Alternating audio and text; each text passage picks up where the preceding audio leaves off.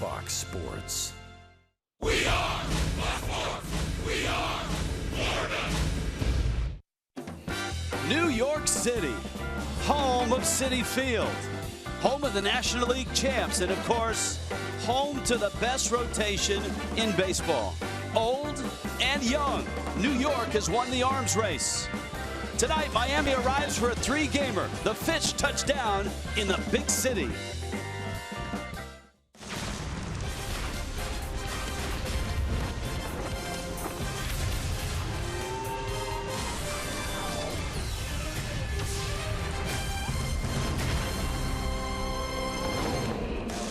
And from New York, this Marlins and Mets series is sponsored by Echo Power Equipment. Bright lights, big city. Everybody getting ready. A three-game set. The Marlins and the Mets in Flushing. Take the 7 train exit. Say hi to the dog. Pose in front of the apple. And come on in as the Marlins and the Mets meet for the first time. And for the first time, hi, everybody. Rich Waltz along with Al Leiter. Welcome to the telecast. I'm excited to be here, Rich. This is going to be fun for me and have a chance to do a few games for you and Fox, and looking forward to it. Now, from a national perspective, you've watched the Marlins over the last few years. Now, 4 games in, you've had a chance to watch the ball club. Your thoughts? I'm glad you said 4 games in. You know, they're 1-3. I mean, we're looking over to the Mets here, and they have one more win. But look, I think if there's one thing, and I think the Marlins are talented enough to compete for one of the wild card teams. Yes, a lot of things have to fall in place. But if you're going to win the division or come close to it, when you're playing within, as you are a team like the Mets, and the good thing is they're only facing one of the big 3 in Syndergaard tomorrow, you got to win. And I'm not saying you can win a division in April, but you can lose it. And you have a chance right here to make a little statement here. This is a nice series for the Marlins to be able to come out here and win 2 or 3 at least. All right, let's talk pitching. Let's get into this pitching matchup. A guy that you really think is a key for the Marlins' success in 2016 goes for the Fish, and that's Jared Cozart. I do, and I've always liked Jared from watching from afar, and I know Marlin fans saw him at glimpse, and when he came back from the vertigo, what I like about Jared, and I think there's a process of him even getting better. You talk about explosive. I mean, a 95, 96, 7-mile-an-hour fastball can field his position, square to home plate, 2-pitch pitcher, good curveball, occasional change. And I think really for a guy that really is scratching the surface, Rich, I think this guy, if he is an X factor, and I know there's other X factors on here, Marcell Ozuna to me has to step up and be that guy that they think he could be, but Jared Cozart could be a guy that, yes, of course, Jose Fernandez is it, but this guy can really possibly be that front-end guy they're looking for. It's a great rotation, and you talked about the big 3. Steven Matz would like to be included and maybe make it the big 4, right? Yeah, well, that's true. Look, a local kid from Long Island, grew up about an hour from here, grew up a Mets fan. You see his numbers here. He pitched once against the Marlins, as you see, the no decision. He is a good-looking pitcher, a 3-pitch pitcher, fastball in the mid-90s. A couple things I'm going to be watching here is that he hadn't pitched since April 1st, so there's going to be a little bit of high anxiety, a little bit of adrenaline flow, and I think both of these teams, because Cozart hadn't pitched for a while either, how they manage the first couple innings to see if these guys are wild will make a difference, because the team that jumps early for clubs that are struggling, it's an important thing to get ahead. Yeah, both teams want to get a jump on this one tonight, the opener of a 3-game set. When we get back, not Mr. and Mrs. Met, but D. Gordon, Jessica Blaylock talks about a fast start for the Marlins leadoff man.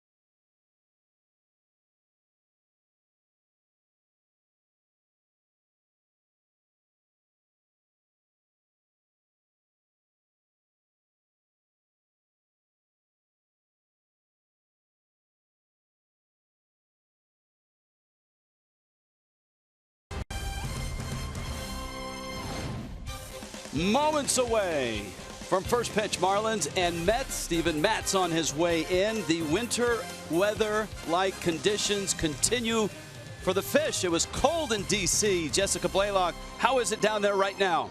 Trying to stay dry right now, Rich. We thought that we left the rain behind in Washington, D.C., but that is not the case. The raindrops have come. Luckily, it is not affecting the game as of yet, but we'll give you any updates that we need to as it progresses. Well, D. Gordon coming off of a 2-hit game in Washington, D.C. yesterday, and hopefully that success will carry over to New York because D plays particularly well against the Mets. You can see the numbers right there. Last season, D. Gordon racked up 35 hits against the Metropolitans. That is actually the most hits that any player has had against a single opponent since 2015. The last time these two teams played, D had 8 hits and 3 RBIs, that is. So, Rich, the matchup of D. Gordon versus the New York Mets has been particularly kind to the second baseman.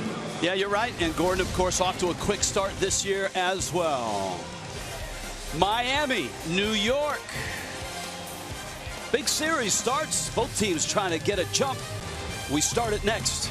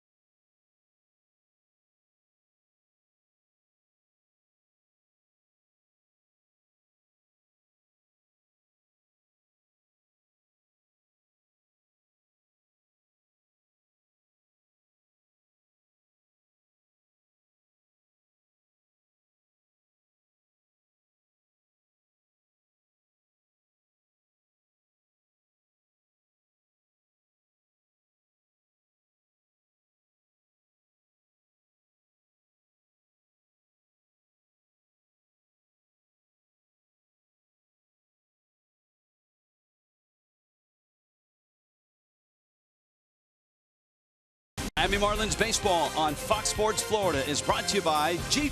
Visit Jeep.com to learn more. By Checkers, fast foodies know the deal. By your local Toyota dealers, let's go places.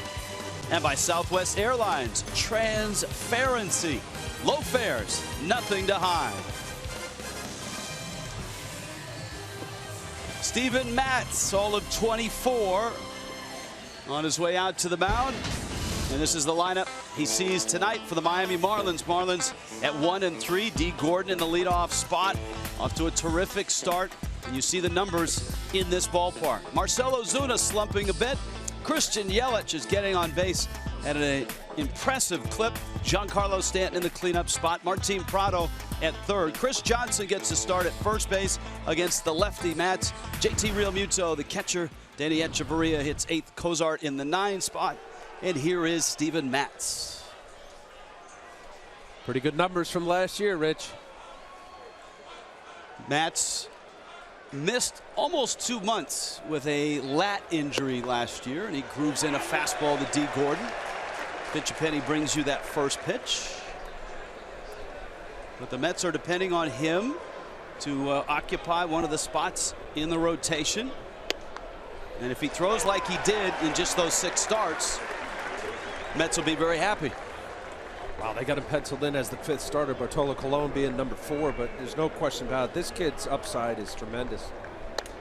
I mean, already we're seeing 95-mile-an-hour fastballs, and I know in the open I said, you know, watch for him to maybe overthrow. Any young pitcher, especially, he's only 24. You got a chance to have 11 days off. You might overamp. That's a nice curveball there. Breaking ball in the air. Neil Walker, one of the new additions for the Mets. And he makes the catch. Mets defensively. And it's brought to you by Southwest Airlines. Michael Conforto in left. Yoenis Cespedes in center. Curtis Granderson in right. David Wright still battling those back issues at third. Asdrubal Cabrera and Neil Walker new up the middle. Lucas Duda is at first base. Travis d'Arnaud behind the plate. Southwest Airlines bringing you the Mets defense. And here is Marcell Ozuna. And Ozuna swings and fouls a fastball back for Ozuna. Al, it's been a slow start in his 4 games. Still trying to figure out the 2 spot in the lineup. You know, we had a nice long talk with Barry Bonds, the hitting coach, before the game, and I thought it was interesting. And I know you know it a lot more by doing all the games, but there is a different mindset, Rich, with a 2-hole hitter, especially when D. Gordon, with his ability to steal bases, there's Barry, of do you take pitches? Do you wait? Do you allow a runner at first base to maybe get a chance 1 or 2 pitches to take off? And I think that's kind of been in his head. Ozuna takes a rip at a fastball. Although with nobody on, first pitch swinging. Yeah, 2-2. Now, you know, the psychology of the batting order right now, no matter where Ozuna is hitting, if Gordon's at first or not, Bonds just hopes he just doesn't overthink the at bat. Sends that one up the middle. Walker to a knee. And there's 2 quick outs. When you scout Steven Matz, what do you see? Well, I want to see basically, here's a guy that is a 3-pitch pitcher, and I think that's impressive for a young pitcher, 24 years old. We've already seen some 95s. He throws a fastball, curveball, change, and he uses all 3. Yes, he's another one of those young Mets gunslingers. Plus stuff. Business card at 10 years old. When he was 10 years old, Rich, Larry Izzo, who was the scout at the time for the Expos, gave his father, Ron Matz, a business card that said, I'm going to stay in touch with you. And here he is, fast forward. 10 years old. Did you get a business card from a baseball scout? No. In fact, when I was in college, the scouts wouldn't even give me their name. But, you know, listen, he's a fine-looking pitcher, and you know, look, the Marlins and everybody else in the National League is going to deal with him, and Syndergaard is the Marlins are going to see tomorrow. They're not going to see Matt Harvey or DeGrom with his injury. I really like a young pitcher with plus stuff all the way around, and having 3 pitches. I can't accentuate that more, because often pitchers, you're not going to have all your pitches, and if your number 1 secondary pitch is off, where do you go to? And the fact that you can have 3, you have another pitch to go to. Christian Yelich takes out Jordan Baker, the home plate umpire. On Fox Tracks, it's way out. It's an offset camera out in center, so that pitch may look on the corner, but it was out. Yelich has been terrific. He's walked 6 times already in 4 games. Homered yesterday, has driven in 2.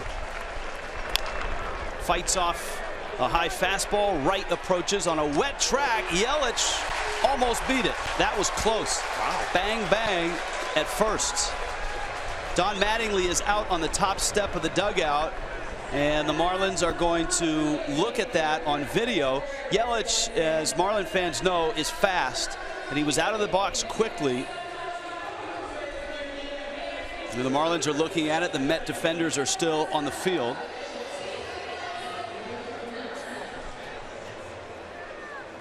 And Don Mattingly wants to challenge it. So this is a gamble in this sense. It's the first inning, and there's 2 outs in the inning.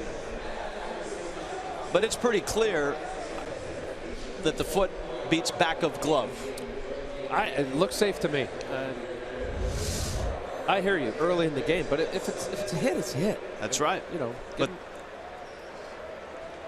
of course, the danger though is, well, clearly. Ooh. Oh, the super slow-mo. The super slow-mo look. Back of glove. Looks like the foot Well, if that's their only shot, Rich, then it has to be conclusive in order to overturn it. And that is the ticklish part here, right? If it's not conclusive, the Marlins will lose their challenge, and it's the first inning, and it's a 2-out single is what the result would be. It does give Stanton an at bat with a runner at first. See, now that angle we just saw, if that's the only super slow-mo, and what do? They take it from the home. Because you guys, when you were doing the game down in Washington, wasn't there? There was no super slow-mo in the Nationals truck, so there was a bang-bang play, which did not have a super slow-mo. I mean, it's tight. Obviously, in New York, down at Chelsea Piers, where they have the umpires sequestered, they are watching all the views from both our telecast and the Mets telecast. But as you saw the one shot that we had in super slow-mo, it's really close, and if it's not enough to overturn, Miami loses. Here's another look. Is it conclusive? Wow. You have a coin? Now remember, it's when ball hits back of glove, not when it enters glove. Still, and Yelich and Perry Hill keep looking up the scoreboard, hoping to see an angle that's clear.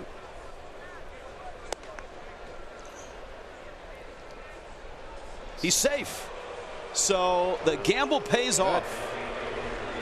That away, Donnie Baseball. Nicely done. Well, Pat Shine, of course, is the Marlins replay guy. One of the best over the last 2 years in the National League. Foot down there.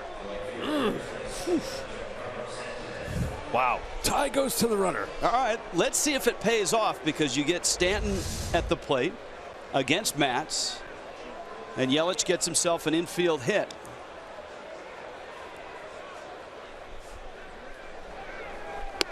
And Matz misses outside. A little over 2 minutes in that review. Yeah, well, you knew it then. That was a tough one, right? Because they're getting better at this. Less than a minute or so, right? Yeah, they are, but there's such a strategy about when you do it. Stanton fouls it back. We've seen managers lose their challenge in the first inning. The Mets did that numerous times last year when the Marlins were in on bang-bang plays that didn't go their way. Tim Wallach, bench coach with Don Mattingly. Mattingly, of course, back in New York, 6th season as a manager. A really nice run in Los Angeles. Postseason his last 3 years. Stanton takes in under the hands. So my question to you, how long could Donnie stand there and get how many more angles? Well, is there a time limit on that? There's the only time limit for Mattingly is to whether to challenge or not. Once the umpires are on the headset. No, I understand that, but when he was putting his finger up, he gets roughly between 30 and 45 seconds for his video guy, Pat Shine, to look at as many replays and then make the decision, challenge or no challenge. It used to be the difference this year, and they changed it last year. You see it again this year.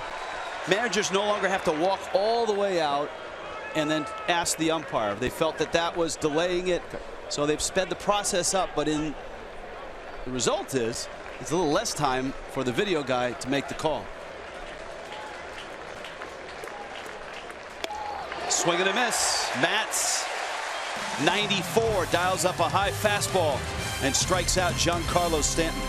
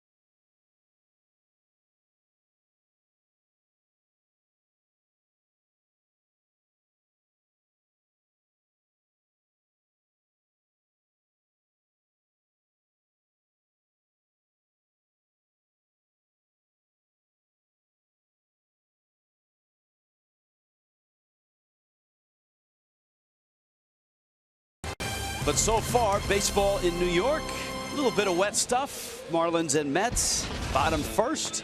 Mets lineup, meet 'em, greet 'em. Curtis Granderson in the leadoff spot. Slow start for him. David Wright is at third. Yoenis Cespedes homered yesterday in the loss to the Phillies. Lucas Duda in the cleanup spot. There's the former Pirate Neil Walker. He is slotted fifth. Michael Conforto, he's in left. Asdrubal Cabrera reinforcing shortstop. Travis d'Arnaud is in the 8th spot. Steven Matz, it's 9th. Jared Cozart, his first start of the season. And Cozart right to work and misses outside.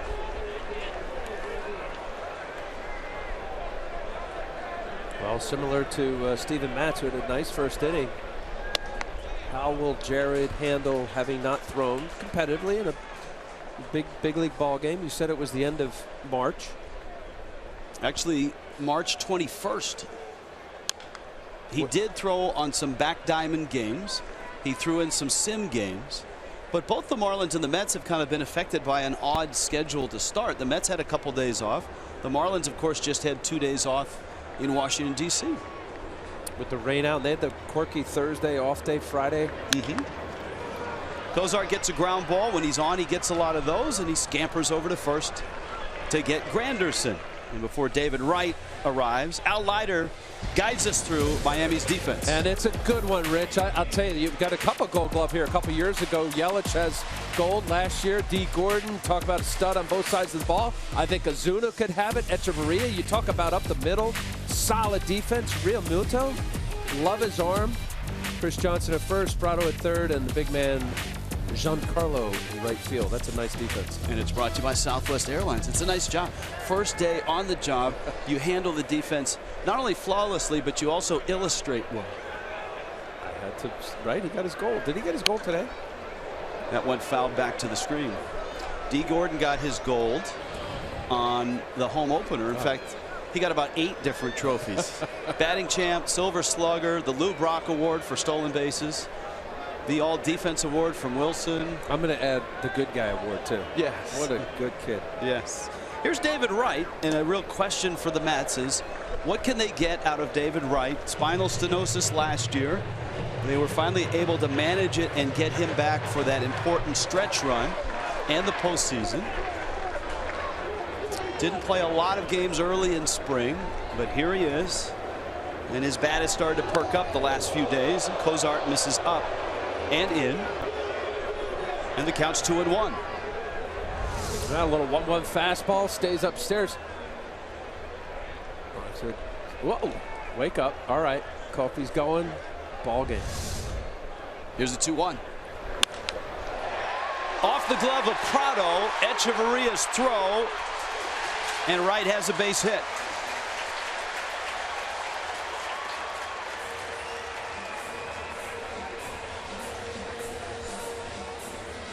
Well, it sounded like it got off the end of the bat. I don't know if the reaction for Prado, it was more than a couple steps.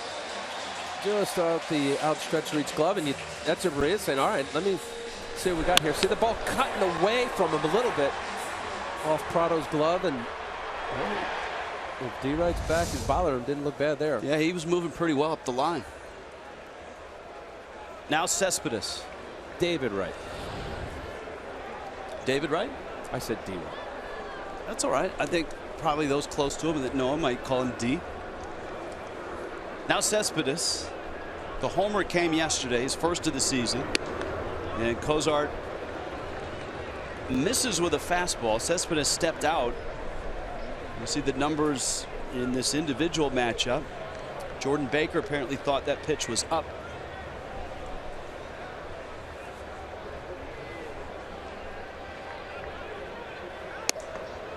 I liked your apparently. That is the one area of the strike zone. Oh, thank you, Foxtrack. It was a strike. That is the spot, Rich, and I complained as a pitcher. Umpires repeatedly credit hitters for not swinging at a pitch they could drive, should drive. The ball up out over the plate. Sometimes for an umpire, when a guy steps out of the box like that, they lose that strike zone. They lose that frame of reference for the hitter. Cespedes kind of stepped back. Why? I mean, you're looking at the ball going over the plate. I don't have an answer. Yeah. Wrights at first. Cespedes, who was enormous for the Mets last year. Without Yoenis Cespedes, the Mets engine doesn't get up and really roar in August and September. Fact. Very true. I mean, the type of year he had last year in Detroit and New York, phenomenal. And then also too, Darno got back and David Wright got back. That pitch is in and it's full. You asked about getting a Gold Glove. Cespedes got his American League Gold Glove American League tonight. That's very rare that a player changes leagues and still wins an award, a major award like that, in the league that he left. Full count. Wrights at first. Cozart to the plate. Cespedes a bolt to left, but it's foul. Well, there was a lot of discussion last year, Rich, and I don't know if you guys were talking about it, was did he deserve, based on his body of work in both American League and National League, MVP? You look at his numbers there, Detroit and Mets. It says MVP-like. Oh, without question. I mean, those are the numbers that are combined. Yeah, but where do you give it? Is he National League, American League, and like cut the award in half? International Association. Another 3-2 coming. Just underway. A little bit of drizzle in Flushing. Cespedes to center. Ozuna lines it up and makes the catch. So Cespedes hit it hard. Lucas Duda arrives. And Cozart has a couple of outs. See how strong Cespedes is. That was a cut fastball. Granted, Cozart threw all fastballs, 3-2 count. Boy, he reached down and got it, and that was a line drive to center. Now, you're a guy that made a pretty nice living with a cutter, and a really good one. What's the difference between a left-handed cutter and a right-handed cutter?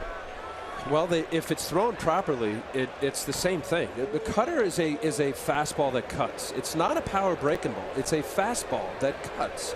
And mentally, pitcher has to know that, as opposed to trying to do something with it.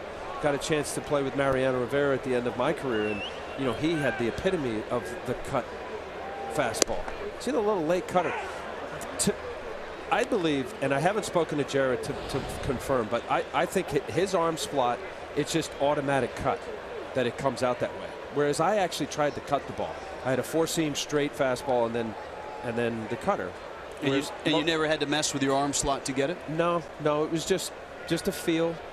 But that's so important. The last 10, 12 feet of life, we talk about it. You know, we'll see often on big league games, you know, guys throwing anywhere from 88 to 90, whatever. And some guys get tattooed at 95, and other guys throwing 90, like Jeremy Hellickson did yesterday against this team, the Mets at Phillies.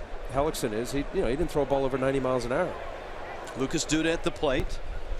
Wright still at first. Cozart misses out. And it's 2-1. The Mets 2-3 on the season. They actually lost that series against the Phils. And many in the Mets party came away impressed with some of the pitching that the Phillies have. Matt Harvey took the loss. Odubel Herrera got him for a home run. Cozart cut that one a little too much, and it's 3-1 now with 2 outs here in the first. Yeah, that Vince Velasquez that pitched Saturday. Wow. He was traded from Houston for the Ken Giles, the Phillies. Yep. He looks like a good one.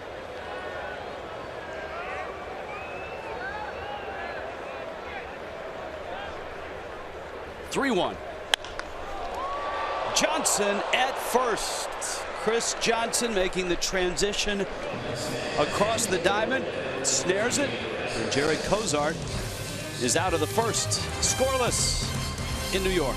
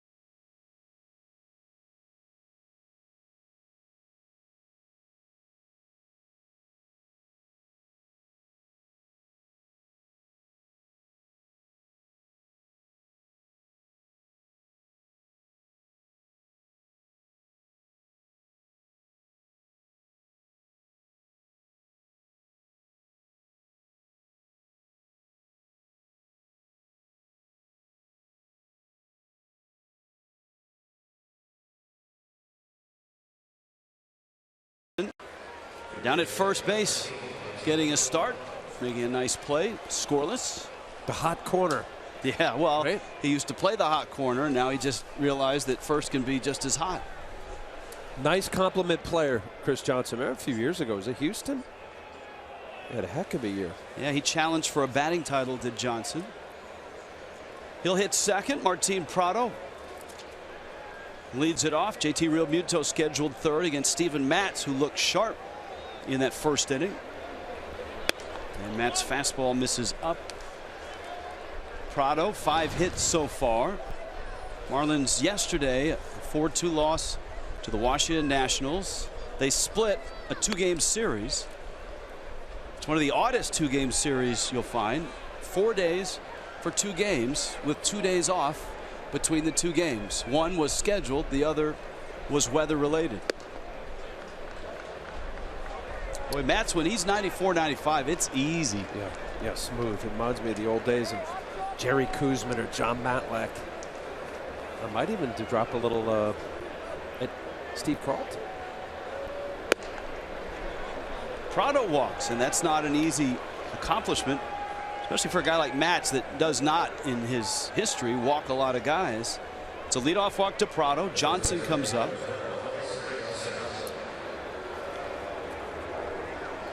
Johnson came into yesterday's ball game in a double switch, had 1 at bat.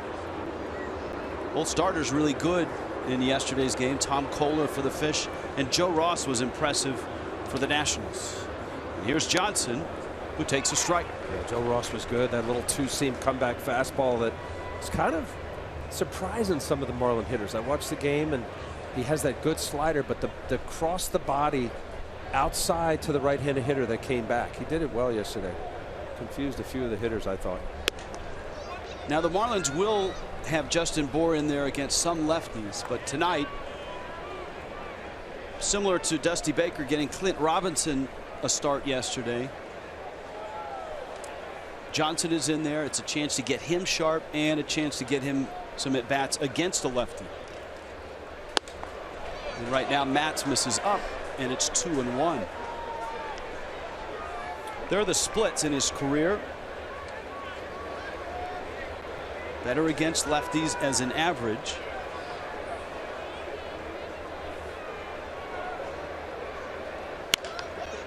And he pulls that one foul. Johnson, a terrific hitter, coming up in the Astros minor league system after a nice career at Stetson University. Fort Myers guy.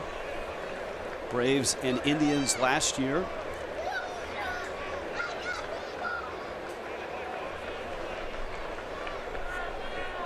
Couple nice years with the Braves, Rich. 2013, 321 batting average and their 514 at bats. He was second in the National League batting race that year. Matz wanted that call. Jordan Baker didn't flinch. You can see Baker shaking his head. Good call. It went around the backside of the plate. That's a backdoor slider. Not where that Darno caught it, but where it crossed the plate. I think that was outside. Runner goes. Pitch is taken, ball 4, and the throw down to second. Marlins are going to have runners first and second. And so all of a sudden Steven Matz, 8 balls in 10 pitches this inning. Bring your group to Marlins Park this season. Enjoy a personalized experience. Spend quality time with your guests, your family, all at an affordable cost. Call the Marlins Group sales team today. 1-877-MARLINS. Go to marlins.com/groups. Opportunity here for the Fish. Steven Matz was sharp. We had wondered for both starters about not having seen really game-like conditions for a while. But a walk to Prado, a walk to Johnson, and here is JT Realmuto.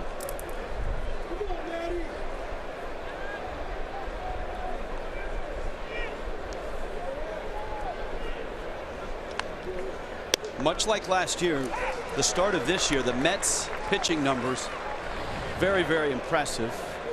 National League leaders in ERA at 2.05. They had walked just 7 hitters in 5 games coming into tonight. That's the Mets starters with just the 7 walks. And that's pretty darn impressive, and Matz misses in, and it counts 1 ball, 1 strike.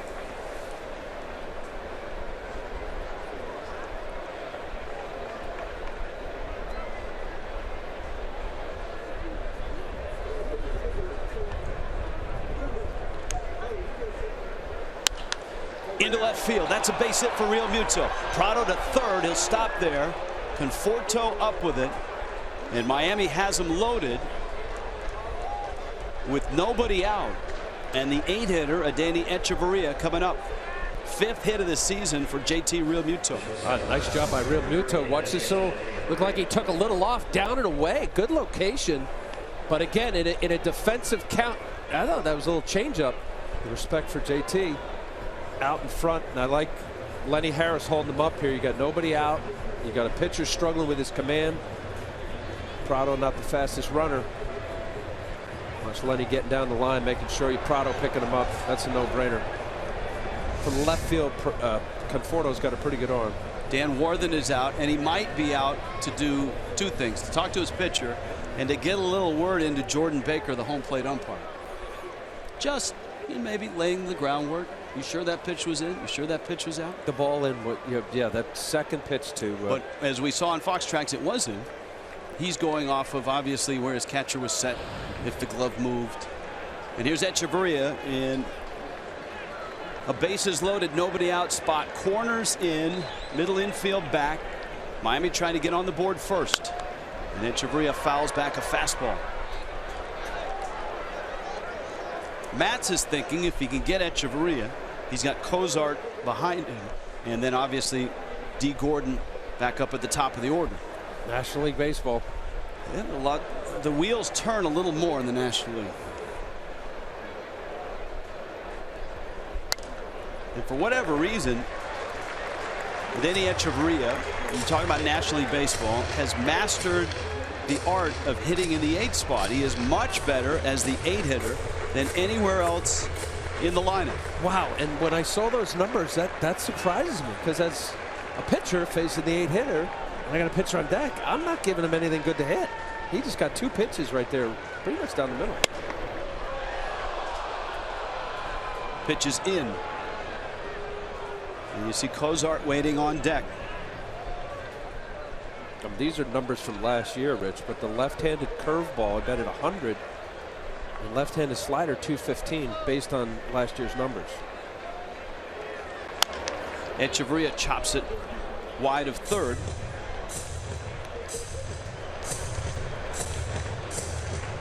Now remember, it is Matt's first start, and throughout baseball, when you make your first start of the year, generally managers will hold you to about a 95 to 100 pitch count.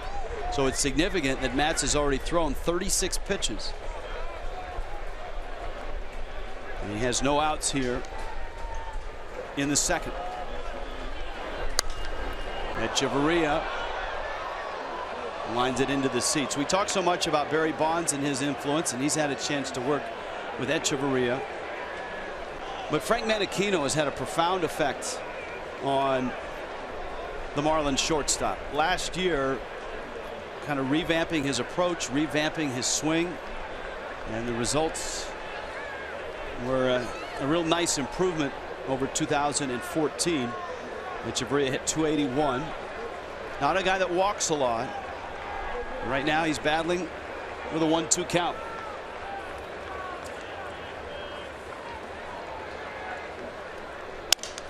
Busted bat off the bag, down the line.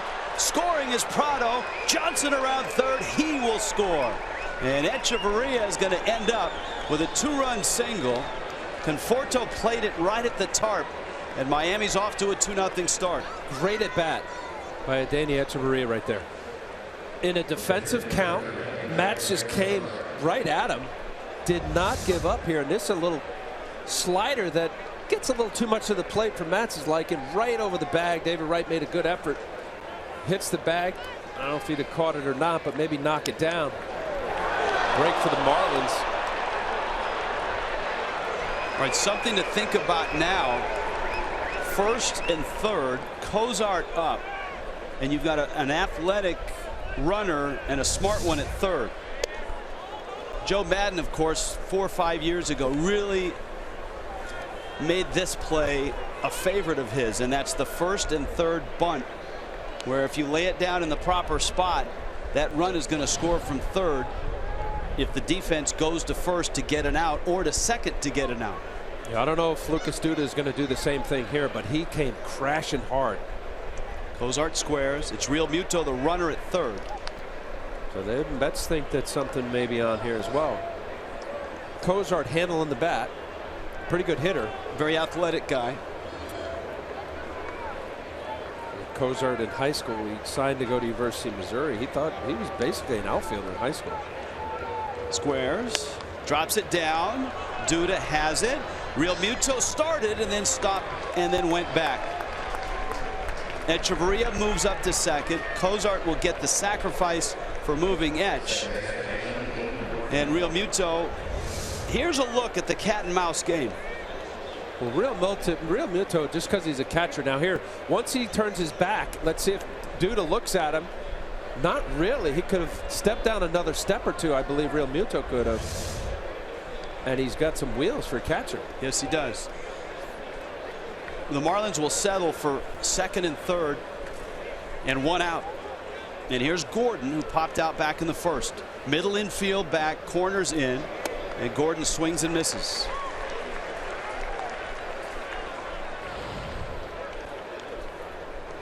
Marlins have a couple of hits with runners in scoring position tonight.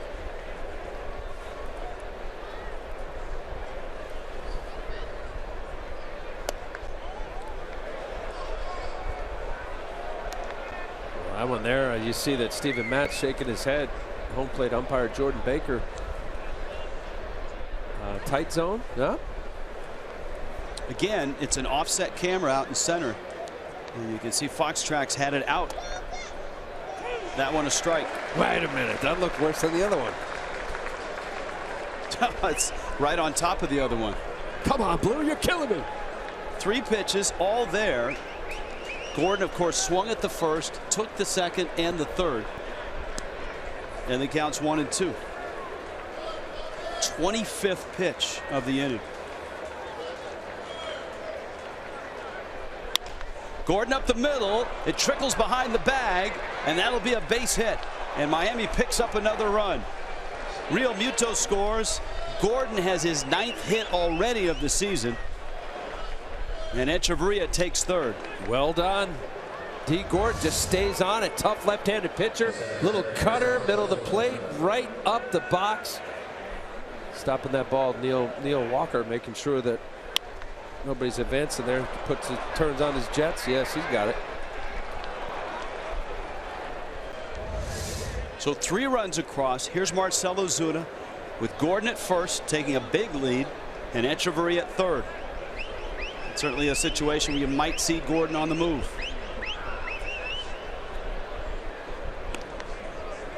Now Gordon is 0 for 2 in stolen bases so far this year. Yesterday he was caught in what was a hit and run gone awry.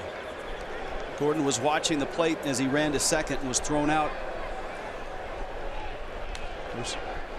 He's running, great jump, and Ozuna fouls it off. Wow, he had that beat by big time. And that's part of the whole learning process. I mean, because the cat and mouse yesterday was he waited it. Right, and Ozuna struck out in this situation.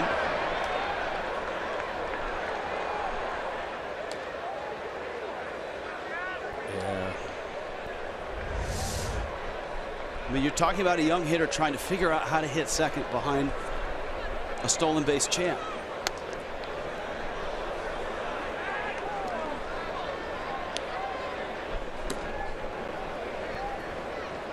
Christian Yelich was second a lot last year, but the Marlins really like him third. He's flourished in that role so far this year.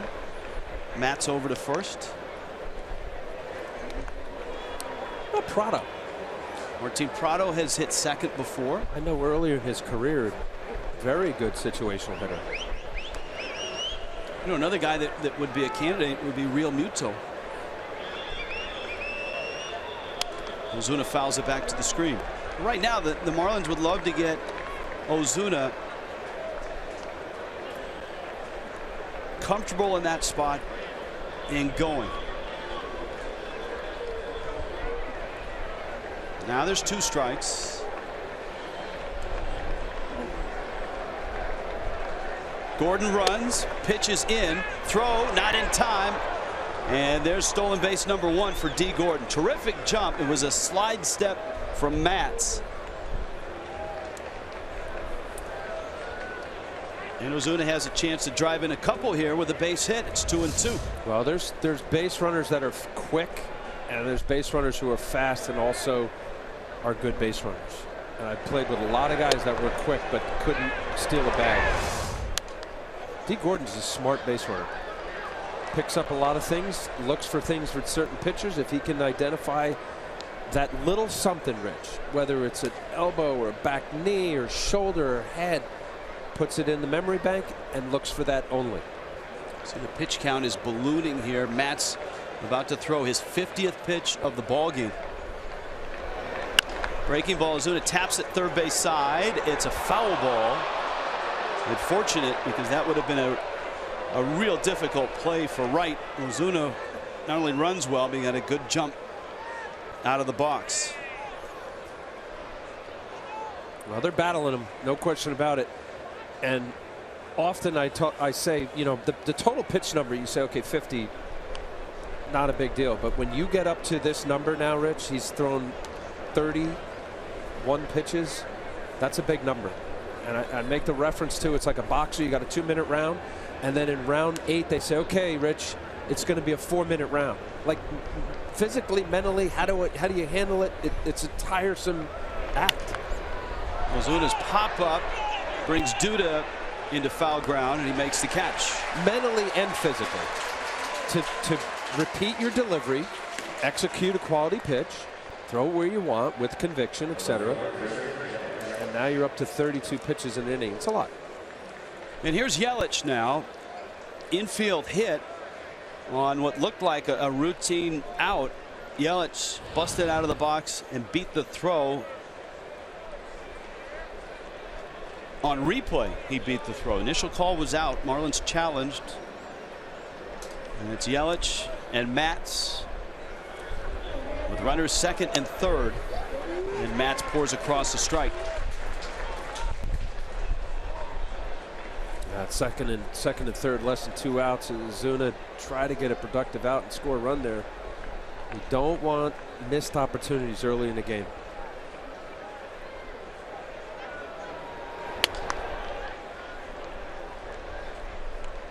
First base is open.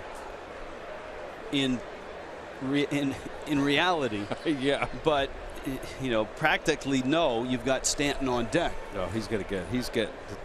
You're left-hander against left-hander. I know Yelich is a nice hitter. You don't want to face Stanton. Breaking ball. Baker has not given Matz that corner, and with good reason there. Look how far out that is. This should be an action ball here. If he wants to go after him, look for a heater or something up, out, over. Slider. Same pitch. Wow. Yelich is looking, heater. That's the beauty of a slider. It looks like a fastball, and then you see the last little late break. Tough pitch, good pitch. Well, he's doubled up on it. Will he triple up on it? Line into center field. Base hit. It falls. Echeverria scores. Gordon scores. He went back to a breaking ball. This one a little more of a curve look, and Yelich bangs it. And the Marlins have a 5-0 lead. Huge at bat. Big time hit. Christian Yelich coming through. You got now 2 outs. Second and third. Hanging curveball. He throws 2 good sliders. Second pitch before was ball off the plate. Made a nice pitch in his last one, and then hangs a curveball. Poor selection. I mean, you even set it up, Rich. You go again. Throw a little slower after you got nasty 87-88. Good at bat by Christian Yelich. Stanton takes a rip at a 95-mile-an-hour fastball. Mets bullpen in action right now. Steven Matz at 57 pitches already. And Stanton struck out on a high fastball. 5 runs across. Danny Echeverria drove in 2 with a hit. D. Gordon with an RBI single. And now Yelich plates 2. And that fastball is in. And you talk about stressful innings. Not only pitch count, but stressful innings. This is as stressful an inning as you get for a young arm making his season debut. Stanton drives it left center field. That's deep. That's gone. A 2-run shot. And Miami has hung 7 on the board here in the second. Giancarlo with his second of this season. Wow. Seeing it up close and personal. Beautiful. Changeup. Looked like he was a little full to show you how strong that young man is. Wow. Broke it open, and that's a short night, but looked pretty strong after the first inning for Steven Matz. Terry Collins seen enough. Stanton, that's deep into the seats on a cold, wet night in Flushing. Giancarlo goes deep, and the Marlins knock Matz out of the game. The call to the bullpen is brought to you by Kendall Toyota.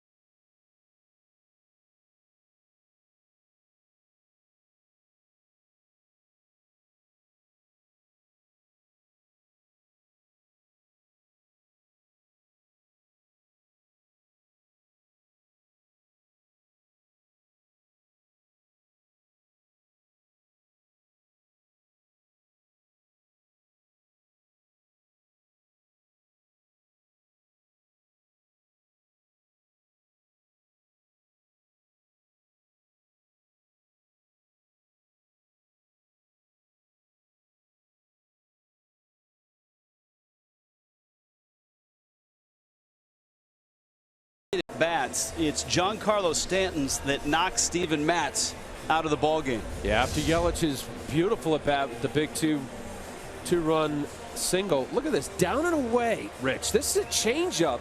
1-1 count. I mean, how strong he is. The power is lost, generally speaking. He's out in front. Not really, keeps his hands back.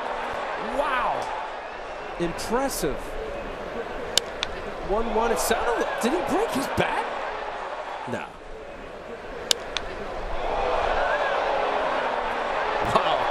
I mean, and that's with authority.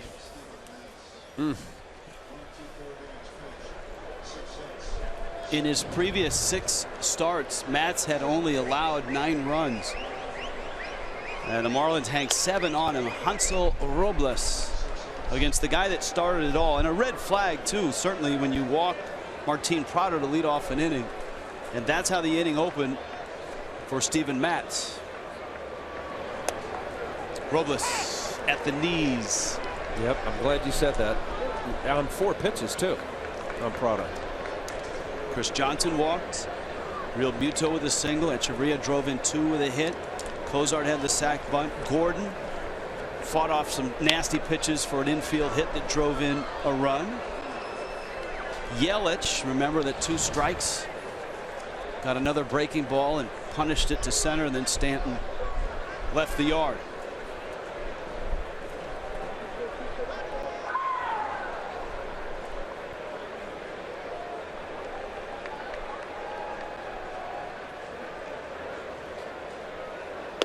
One, 2.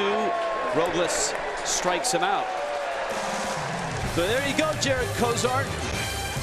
There's a 7-run lead.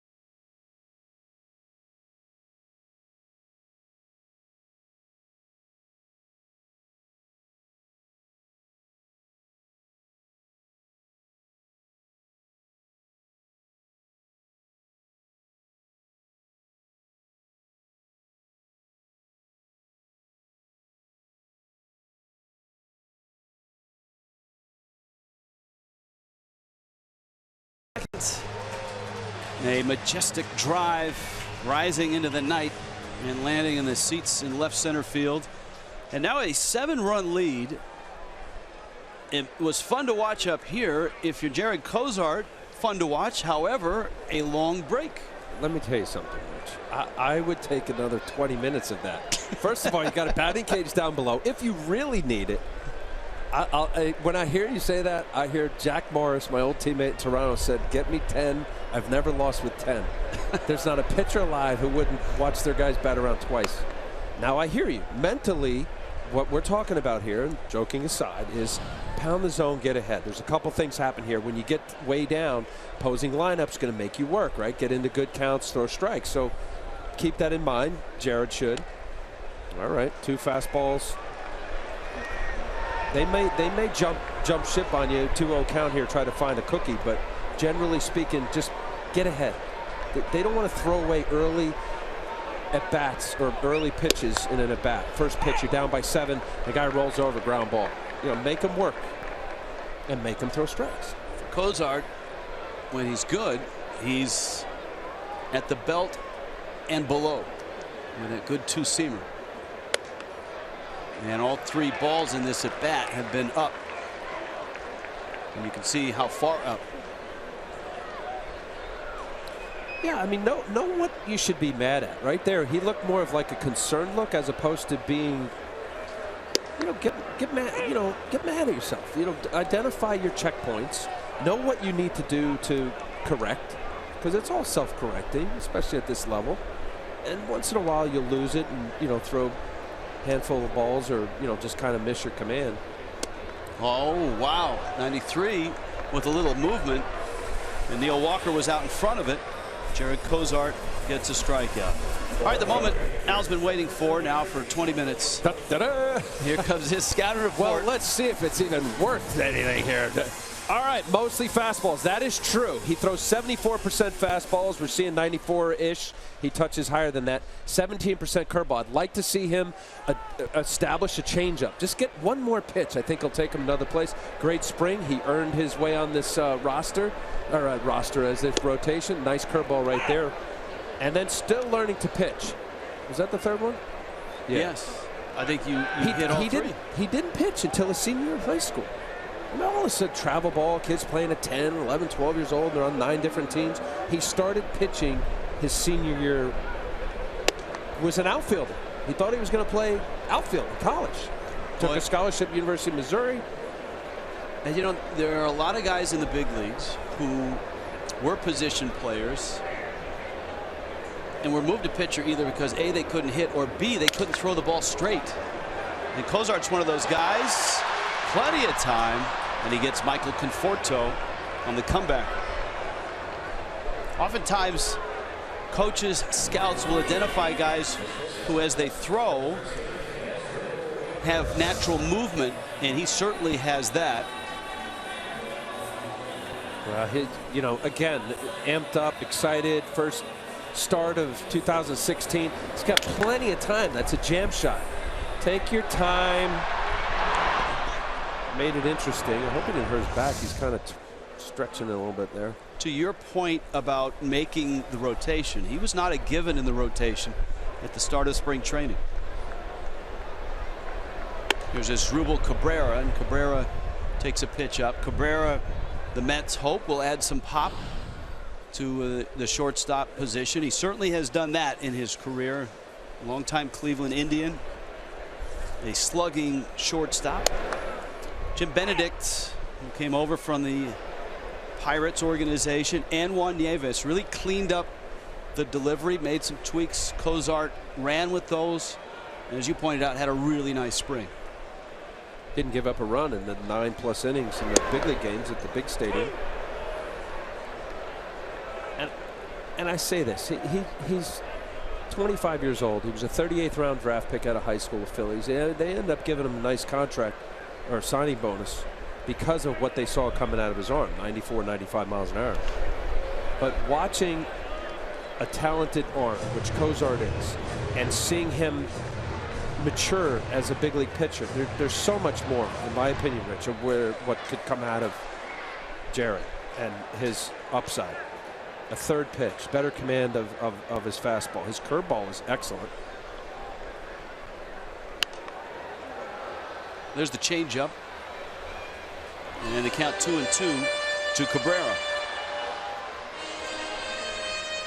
7-0 Miami. If you're just joining us, the Marlins blew up in the top of the inning, and with an exclamation point, Giancarlo Stanton, a 2-run homer to end that inning and end the night of Mets starter Steven Matz. 2 changeups. He had a minor league start where he went down and pitched against the Mets, and he deliberately threw 25 changeups. He told his catcher, which is awesome, work on your third pitch, and he said, look, get to my changeup and make me throw it. Wow, the movement there, you could see that thing really cut in on the hands of Cabrera. And there's your answer. Would the weight affect Jared Cozart? Not so much.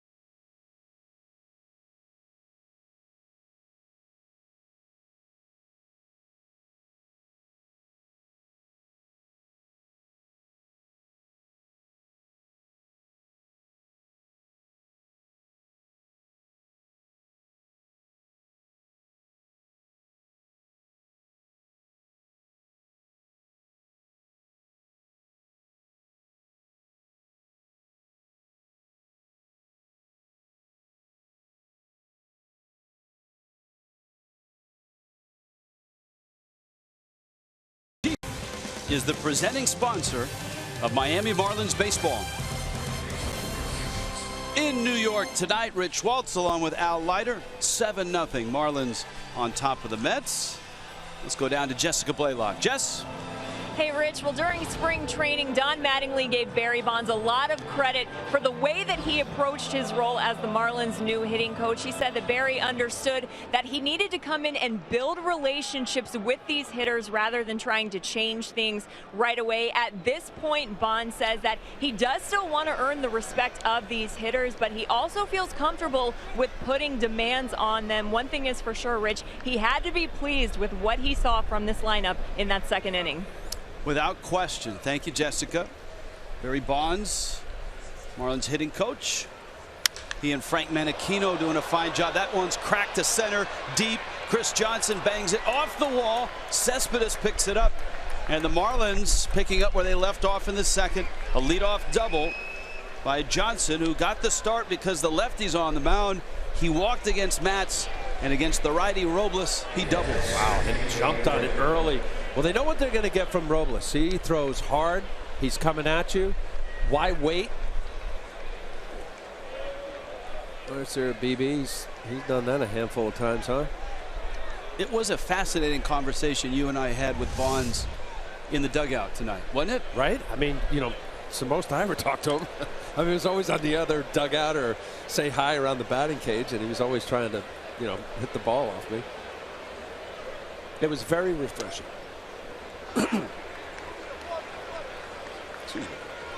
He was very candid about working with hitters, and you know, one of the things he pointed out is, look, we all bleed. When the hitters need help, they're going to come to you. You don't want to mess up guys that are hot. Eventually, a guy like Stanton is going to go in a slump. A guy like Yelich will, but not right now. They're just fine.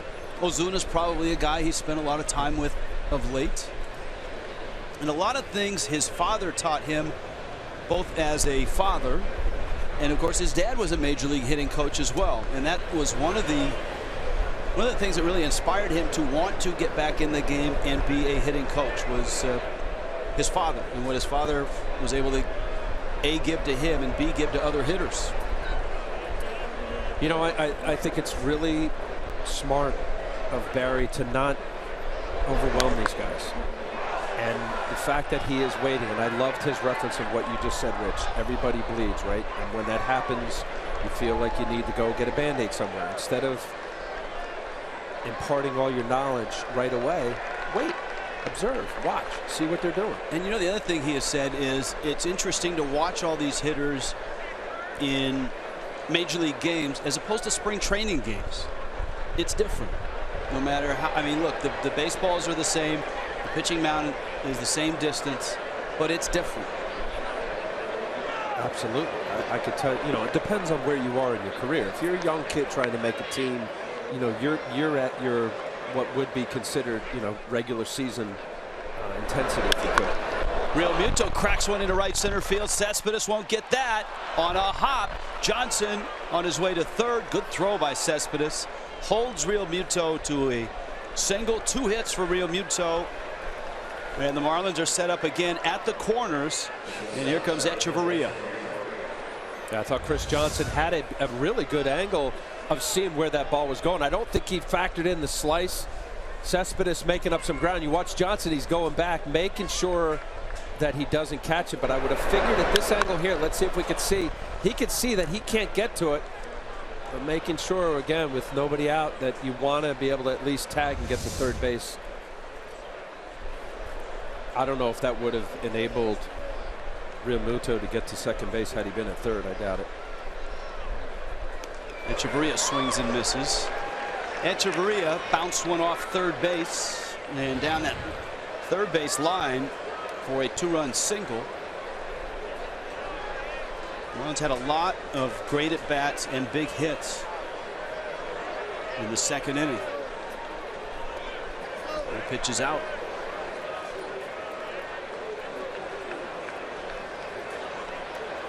Echeverria, one of the Marlins RBI leaders so far this year. He's driven in 5. Stanton now with 6 with his 2-run homer in the second.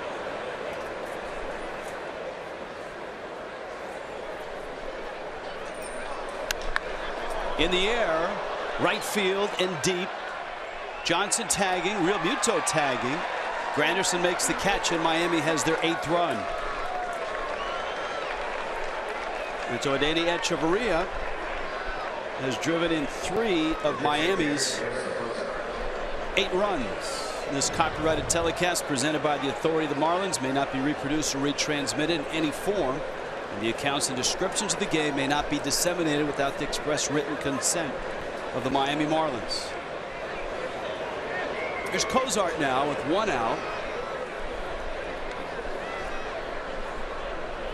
And Real Muto still at first. Cozart provided a sacrifice bunt in the second. One of the fascinating aspects of our conversation with Barry Bonds was the fact that both of you started reliving at bats and matchups and confrontations that you guys had in your career. Bonds noting your pitch patterns, you talking about the way you approached him. It's fascinating. And our baseball historian, Mitch Smith, well regarded in the industry, has dug up your numbers.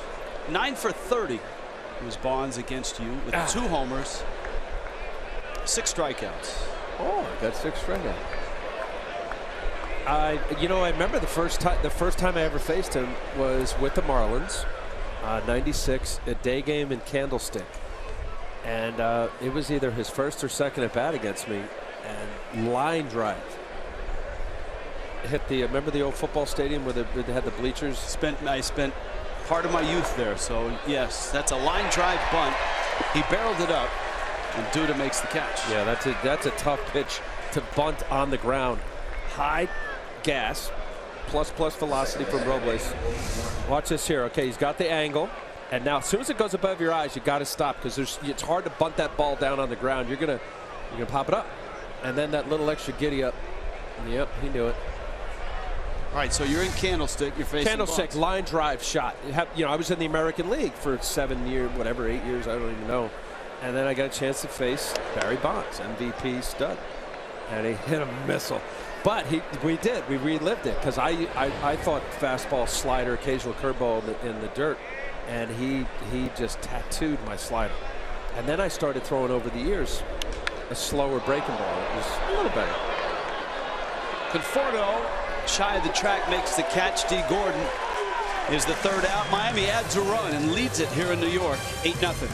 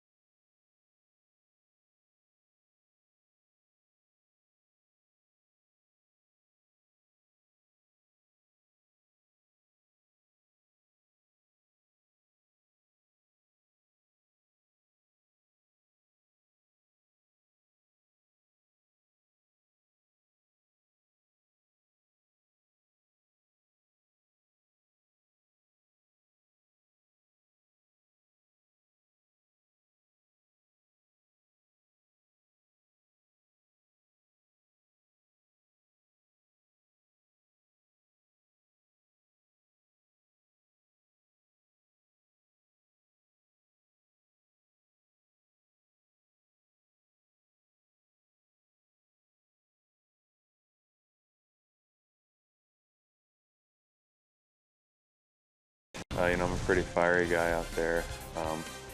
Not crazy emotional, but you can definitely see I'm pretty motivated by all the fans and everything like that. I'm going to attack you with my fastball. I have a mid-90s fastball like everyone else on this team does, so I rely on a lot of movement as well. I cut my fastball a little bit. I have what I would classify as a power curveball. It's anywhere from 80 to 84 miles an hour. And then I'm trying to perfect the changeup. It's been a couple years in the makings, and it's getting better every year. I actually spoke with Alvarez about his grip, so I'm kind of experimenting with just moving the ball around a little bit and doing some things with that, and it's coming along nicely. So that's definitely the least of the 3 pitches you'll see, but hopefully this year it becomes more of a weapon for me. It's a self-scouting report from Jared Cozart. Rich Waltz, Al Leiter. Travis d'Arnaud pulls one foul. The count at 0-2 as the bottom of the third begins. What did you hear in those 30 to 40 seconds that you liked? Well, I mean, he nailed it. I mean, once you can kind of self-evaluate and see your pluses and minuses, and don't become defensive based on things that you're not good at. Use it as an opportunity to get better. And I liked how he said, look, I don't throw that many changeups. I'm a believer, Rich, that if he could get a third pitch, when you have a major league pitcher that has the kind of arm that he has, then it's not 93, 94, 95 straight. It cuts. That's nasty. And then he's got that pitch. So right now he's got 2 pitches.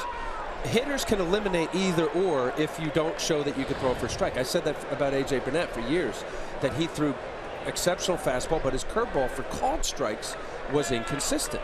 So now you eliminate that pitch. He threw 2 in a row. This is one of those games that I'm not saying work on, because it's a big league game and it could snip you in the rear if you start trying to be too cute out there. But he has a chance here to work.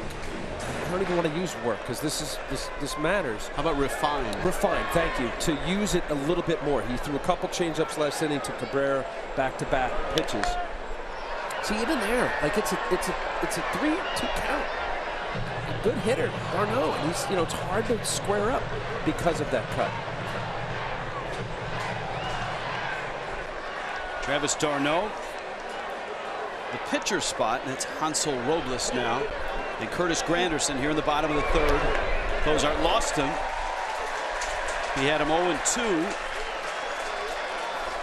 And that's his first walk of the ball game. Yeah, that'll drive a manager nuts. And I know it's part of the game, but you got an 8-run lead. Again, shutdown innings. He did an exceptional job last inning by 2 strikeouts, 3 up, 3 down after the Marlins scored 7. You just got another one. Shutdown inning. Don't, I mean, it sounds like I'm contradicting myself where you work on stuff, but attack. Robles takes outside now for Hansel Robles. This is a milestone moment. His first major league plate appearance. And in 7 minor league seasons, a guy that's been pitching out of the bullpen. 0 for 5. And as you were talking about, Cozart now seems to have lost his groove. D. Gordon trying to get in and help him recapture that feel. It's a good visit right here. I like it. Again, the relationship. I generally didn't like my infielder coming in, but if you got a relationship, come on now, pound the zone. What are you doing? Let's go. Which infielder did you listen to the most, and which infielder did you just eyes glaze over and wait for them to turn around and leave? That one's fair. All right, I'm glad you said that. Here, I'll put it this way. Okay. I had Roberto Alomar in Toronto, who I really like coming in, because he was like another coach, manager. Like, he just saw the game excellent. He kind of had some good vibe at second. And Robin Ventura, who's now manager at third base. Both of those, they were enjoyable visits. For the most part, yeah, I wasn't too enthused by my infielder coming in. I'm still waiting for the moment where a third baseman kicks a grounder or a shortstop drops a pop-up, where the pitcher calls timeout and walks out to talk to the infielder to try to get him calm down. Yeah. After he overthrows the first base into the stands, come over, massages back a little. Yeah, hey, buddy, just, bend the knees. You're all right. Yeah. Hadn't happened yet. There's a 2-2 coming. Robles is bunt. Cozart, good fielder. Out there. The turn by Echeverria. There, look at D. Gordon. Calm down. Let's go. Hard bunt back at you. Let's do a little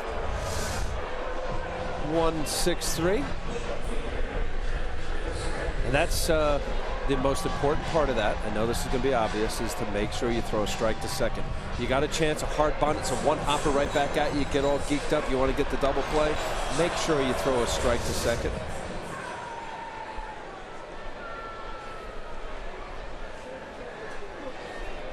Cozart at 48 pitches. He's gone to a 2-ball count on every hitter he's faced, and the lineup turns over. Granderson with 2 outs and a strike. Granderson, who really had trouble fitting in his first year as a Met, whether it was the ballpark or just changing leagues, but he's hit his stride. He's had a couple solid years back to back. Echeverria in time to get the out. Cozart writes himself 3 innings. In New York, 8-0 Miami.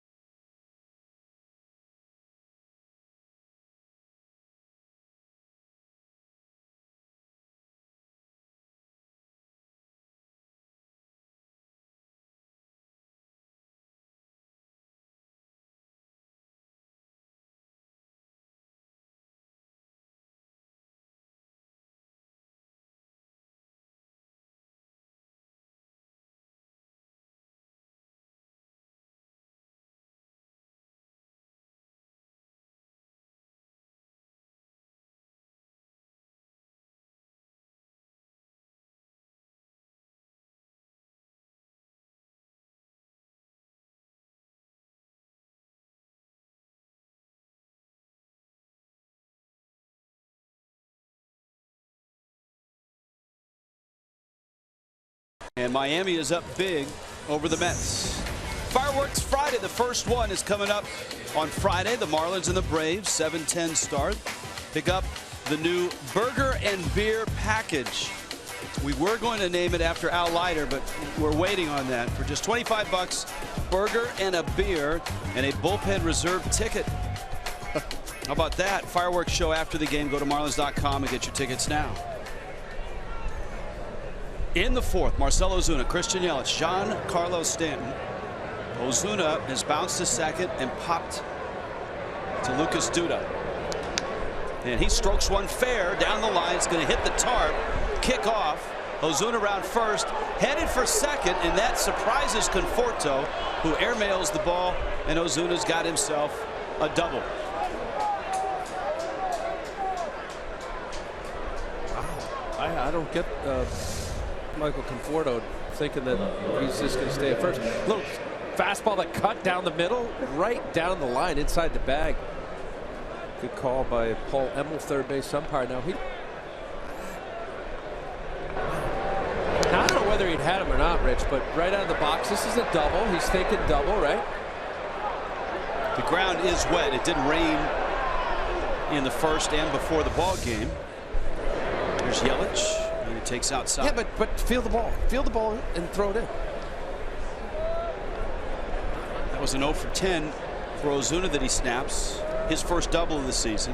Yelich is 2 for 2 and continues to get on base at a wild clip. He is 6 for 13 with 6 walks already this season.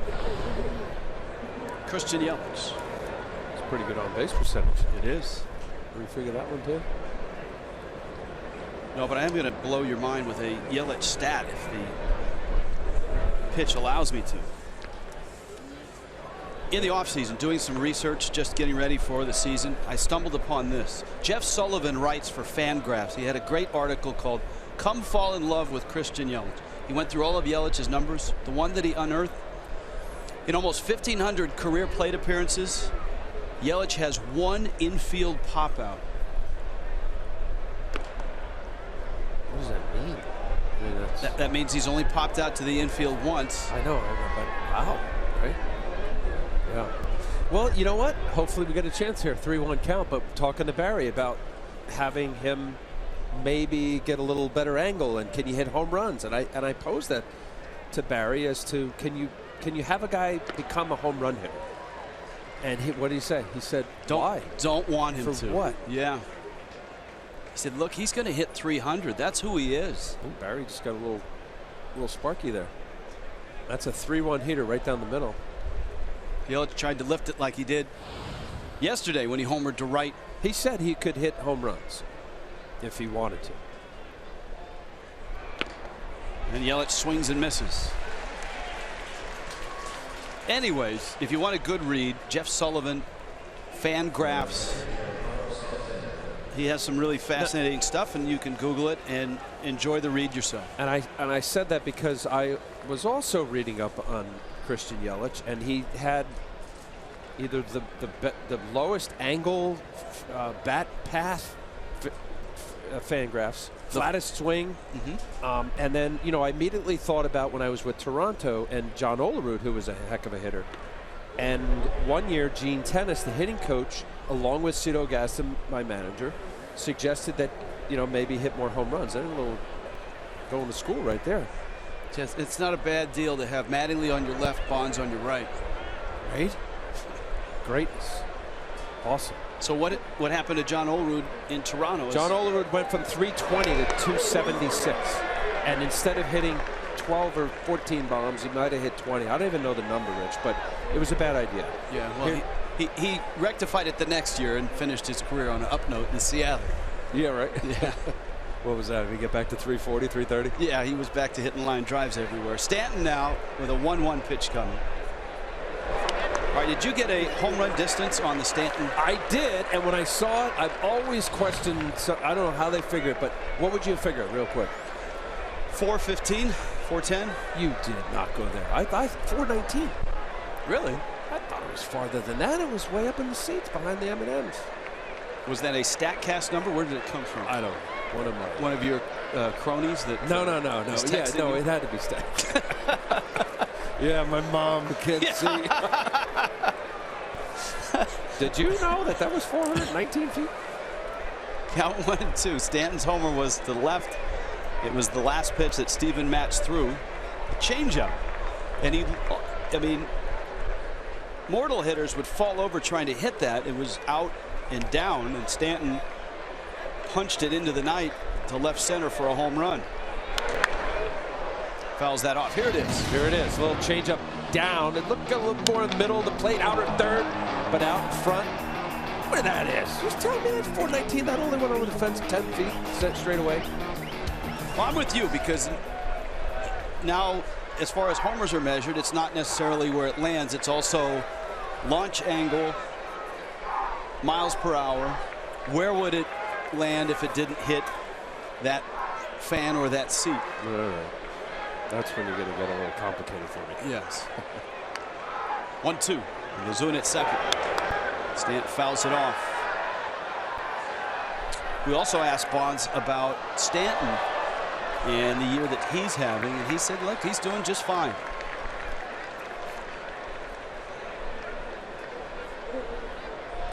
Very impressed Barry is of Giancarlo, as he should be. He's a good-looking young player, star of the game, one of the best.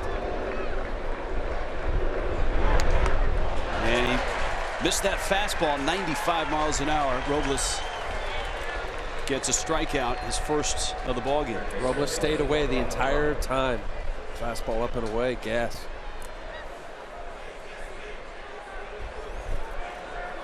So a couple of strikeouts for Robles, excuse me, not his first of the game.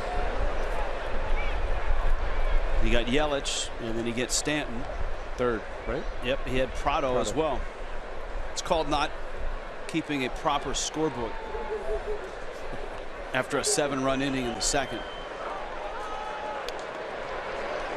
Well, anytime you have a bat around, that messes up your scorecard, right? It does. That's why you got to get the one. This one.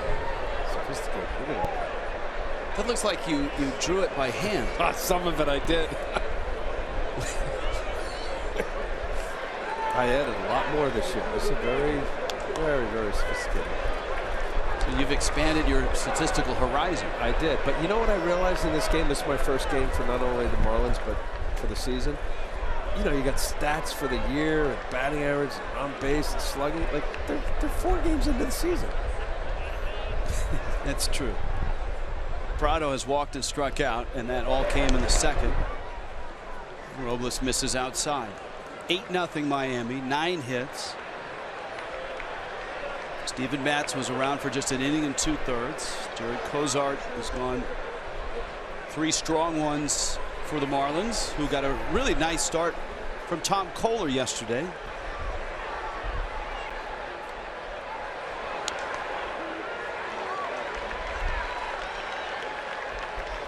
Three and one.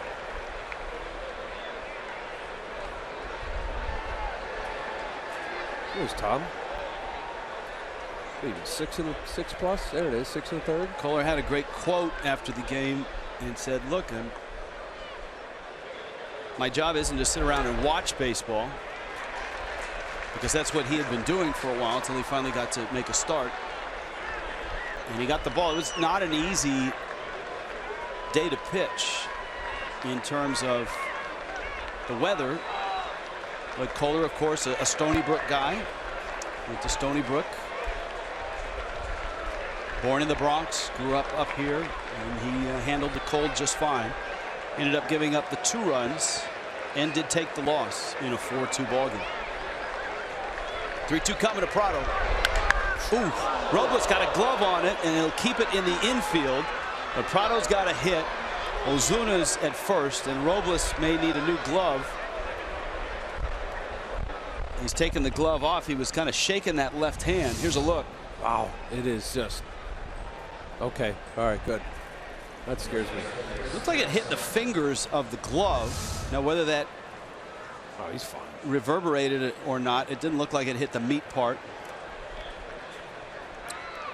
I got hit in the noggin off of Alex Gonzalez. Remember the shortstop that the Marlins had? I was with the Mets. Now, there were 2 Alex Gonzalez's, but. Oh, wait a minute. The Cub or the Marlin? No, the Marlin. Okay. Not the Cub. Yeah. It's sometimes scary. So you were hit in the head? Spring training game. I was with the Mets. It was in Jupiter. Well, backdoor curveball, and whack. I didn't have enough time to get the glove up and hit me right on the right side of my head. Any after MRI, effects? CAT scan. They realized that I was fine. They didn't find the brain in there, but they thought I was fine. Here's Johnson. Oh, all right, and let me take that a step further. They have refined the safety cap for pitchers to the point now where it's more of a sleeve and not the big contraption. Pitchers are getting closer and closer, I think, to wearing that with regularity in the big leagues. I like it. I like it. The one that Torres. Right?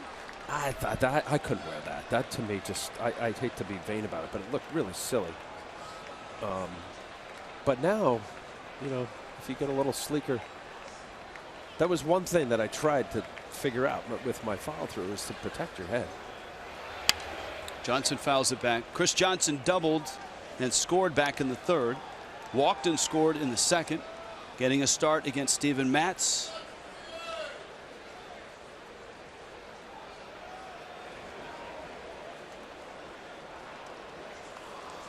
At the corners, Ozuna at 3rd, Prado at 1st.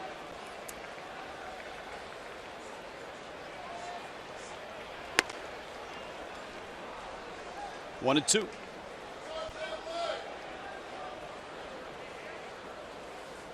Johnson's dad, a major leaguer, major league coach, minor league manager.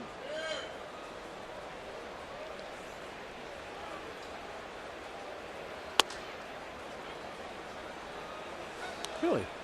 Ron Johnson, Boston Red Sox. I think the last major league uniform he wore. Huh.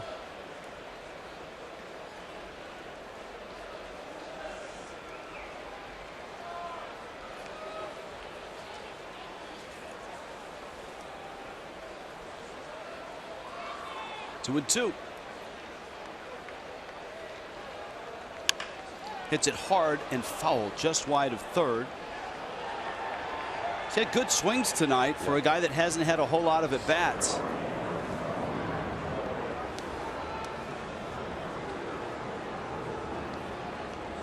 Walking the first at bat. First pitch, he jumped on Robles with the double to lead off last inning. Really a lot of good at-bats tonight from the Marlins. Balanced. In the air and out of play. Now the Marlins up here 8-0. This is just the start of a 3-game series. And we start things with your South Florida Honda dealers presentation of Marlins Live from the field. Jessica Blaylock live from New York. It's Jessica Blaylock and Marlins Live. Our first Twitter Tuesday. Al, I've got to explain Twitter Tuesday to you. Little off-season Marlin look. And when the curtain lifts on tomorrow night's game, you've got Jose Fernandez and Noah Syndergaard going at each other. That is out. Now remember, early in the game, Matz thought that he was squeezed on the outside part. Fox Tracks generally backed Jordan Baker, the home plate umpire, but that pitch is a strike. Yeah. And Johnson's fortunate that the at bat has reached 3-2.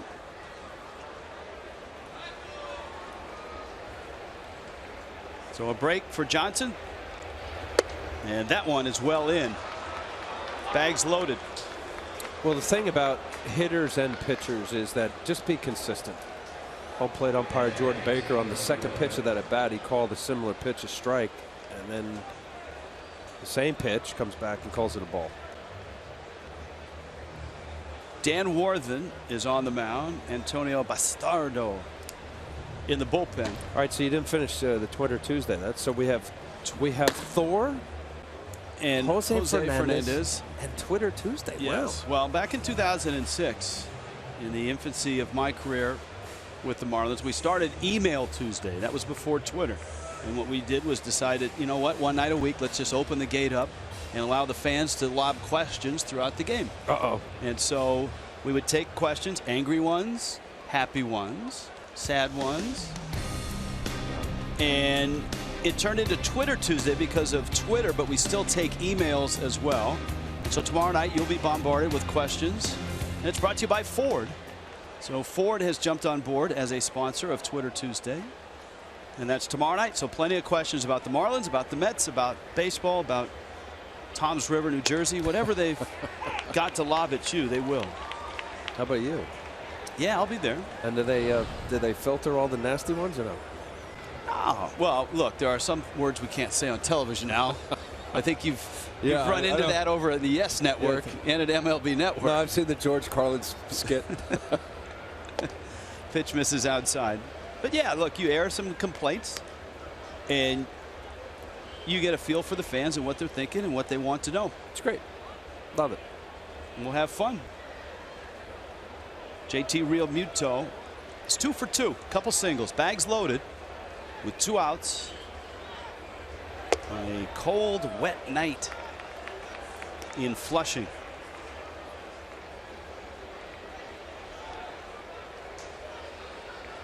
Rain during the pregame festivities. Jessica Blaylock was ready for it. Rained into the first and a little bit of the second inning. Realmuto into the bat, floats down the line. Granderson loses it into the seats. Forecast for tomorrow has some wet stuff as well. A little colder and possibly a little wetter. No rain delay, please. No. Early rain, right? Nobody wants to lose a starter. You don't want to lose a Syndergaard or a Jose Fernandez. And the Marlins had that bite them in Washington, D.C. with the rain delay that cost them an Adam Conley start. Realmuto's pop-up. Duda coming down. And look out. Duda makes the catch. Lunges over Robles. Nobody's hurt. He came a long way, dude. Yes. Well, Darno never saw it and was merely a spectator. Well, Robles almost got whacked. You do not want to get whacked by Lucas Duda. No. That's rule 1. 8-0. Miami. Safe.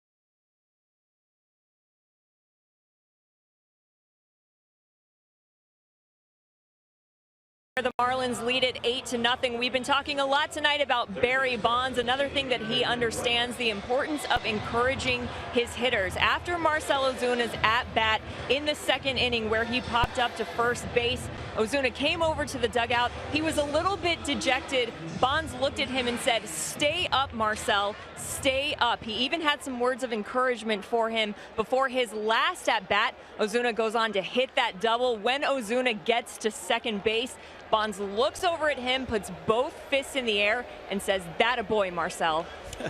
It's great to see. Thank you, Jessica. Jared Cozart delivers. David Wright swings and misses. Yoenis Cespedes and Lucas Duda coming up for the Mets here in the fourth. The Marlins, 8 runs, 10 hits. Wright had an infield single in the first. And there's a righty on righty changeup. You know, listen to Jessica there. You know, Barry Bonds, who really knew what to expect or how he would handle it, having been away from the game and as great a player as he's been. But I think about the adage, or what you hear often in sports, is know who you need to kick in the fanny, pat on the back, or leave alone. And Barry even was expressing that to us, how Giancarlo's kind of got his thing and I'll, you know, back away. Marcell has a lot of ideas and is listening everywhere, needs a hug. Good stuff to be able to identify that. And that's, I think, why Vaughn said, look, I'm excited to see these hitters hit in regular season games, because spring training is a different animal. And as well, it's going to take a month or 2 or 3 before he gets a real idea. You can watch all the video and all the highlights, but until you're in the dugout, until you're talking to the hitters, until you know what their plan of attack is, what their frustrations are. To left, that's well hit. Boy, David Wright, all of a sudden, in the last few ball games, has come alive. And he smacks a double in the gap. He's 2 for 2 in this one. And that's a good sign for the Mets.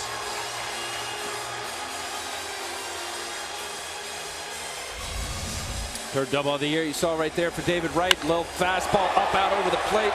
It's got that cut. You can see Real Milto set up inside. And you said it. Rich. For David Wright, he only played in 30-some games last year.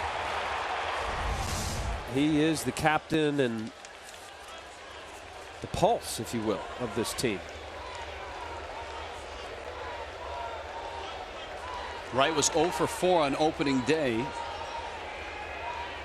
And he is 6 for 13 since. What's your David Wright seeing that? Oh, that ball is up. I can hit that. Center cut with a little cut. How about that shot? That was you when dinner was delivered just before first pitch. Cespedes golfs that one to left. Yelich has it right around third, and he comes home to score. The Mets are on the board. Two well-hit balls, the Wright double, the Cespedes single.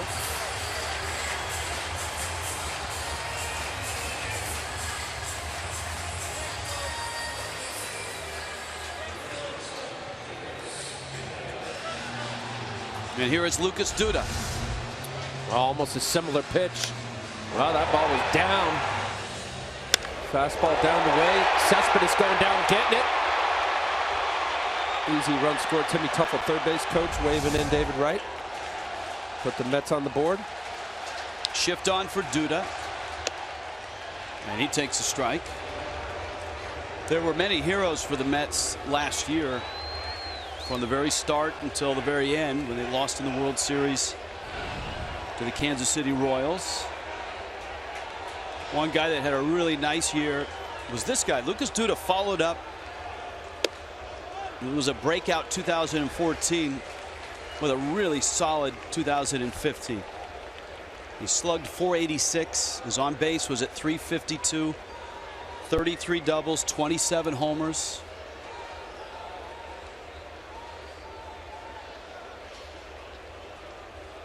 You can remember a time where the Mets were trying to decide whom to keep.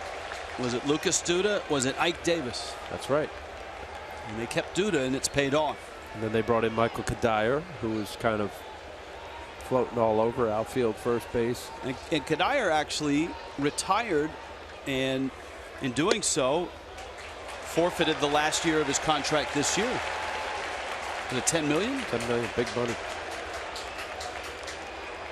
And the Mets used that to go out and find some help in other places, as Asdrubal Cabrera in particular, on the ground and wide of first.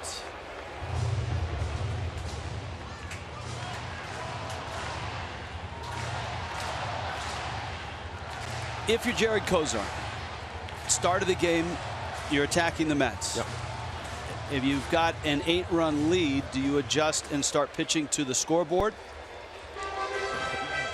No.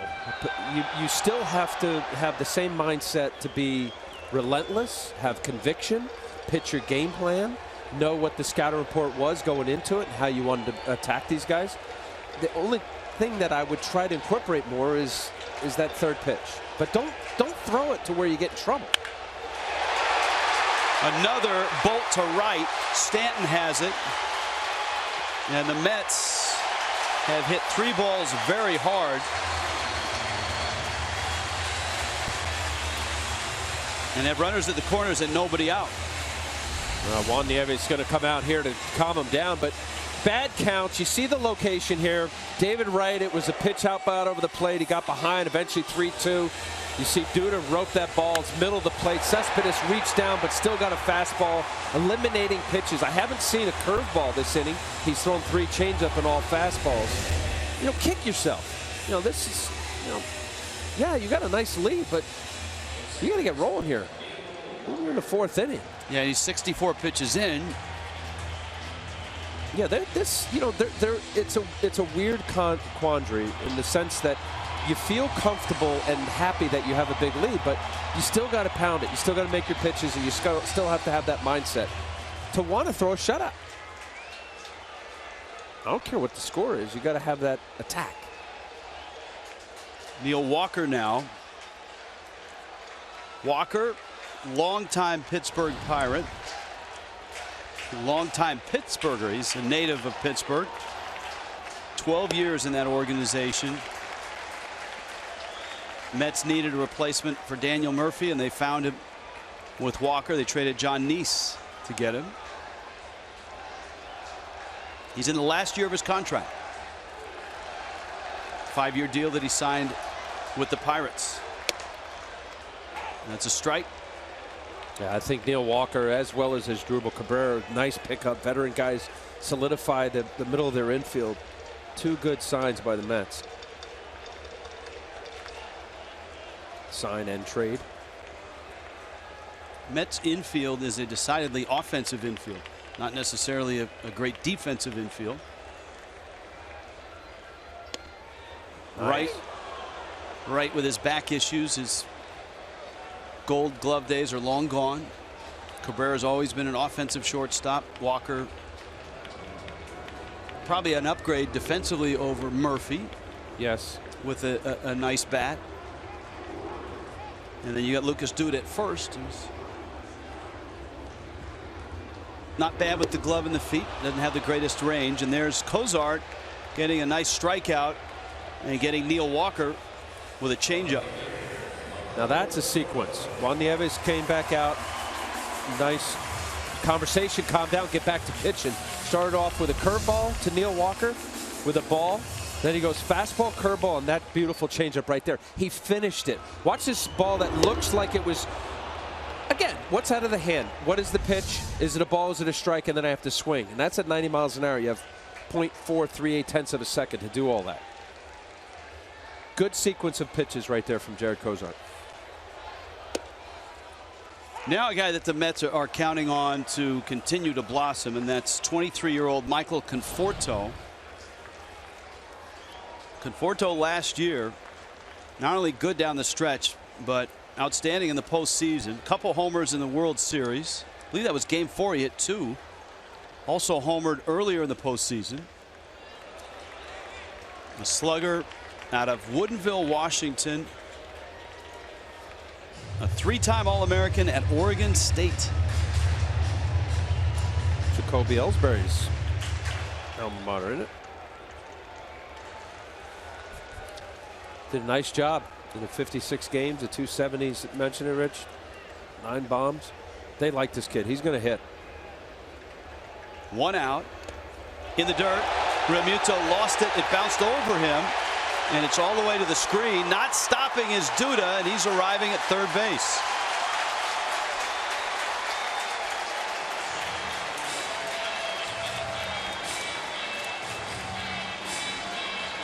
Realmuto lost it, and he needed help. Yeah, well, that's exactly right, Rich.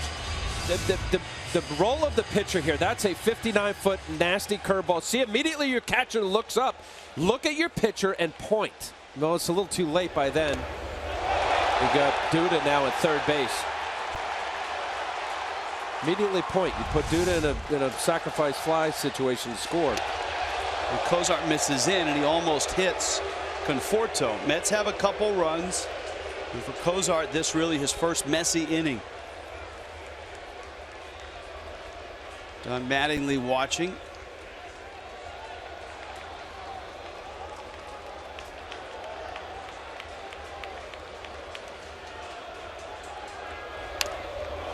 And Conforto fouls it at the plate.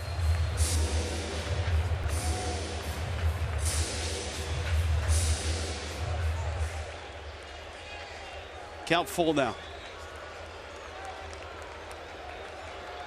Yeah, Conforto in 174 at bats last year, 9 homers. Slugged .506.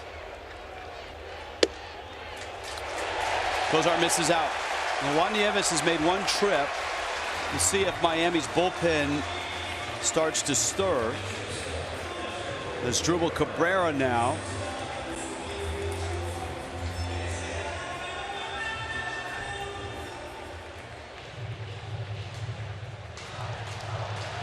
Not very good ball strike ratio. Nieves and Mattingly.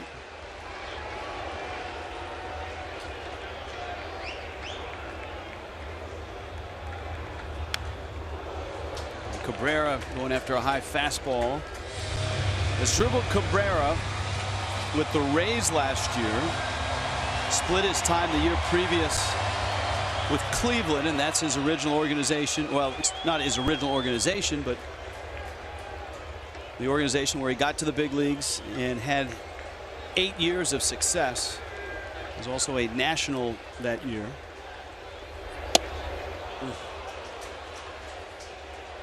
The first man to tell you that he was traded for Asdrubal Cabrera and it wasn't a good trade is our Eduardo Perez. Oh, was he in that trade? Yes. He ended up in Seattle, and Cabrera, a young prospect, ended up in Cleveland.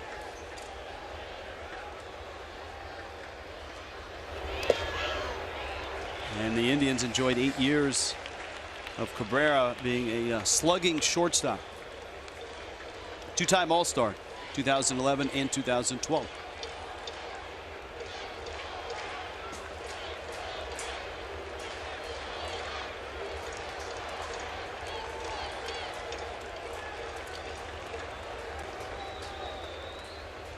One, two.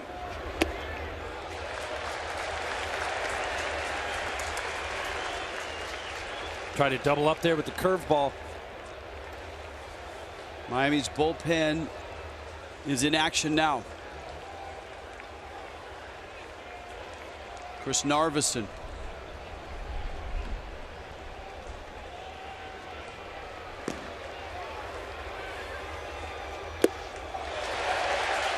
Breaking ball, and Cabrera is not biting on either off-speed pitch right now. You know, after the second one, he had a good take. You look to see how guys are fooled or not. That second curveball that he threw in a row, the take was balanced. He wasn't fooled. To come back with a third one, he's seen it. Now you got to come in there with a strike. The 3-2. Bouncer. Johnson out there. Echeverria will eat it. And the Mets pick up another run. There are 2 outs here in the 4th.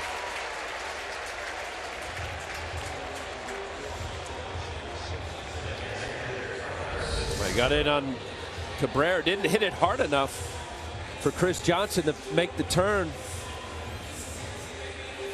D. Gordon recognized him, put it in his pocket. He would have been safe. Here's Travis d'Arnaud.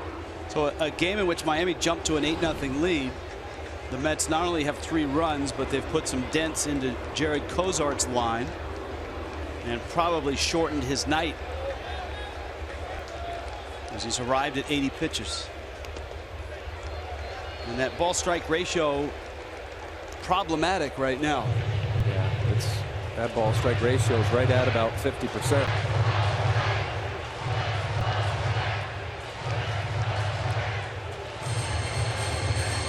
(60-40) if you can go above that, 65%, that's good. 70 is phenomenal. That's like Greg Maddux type numbers.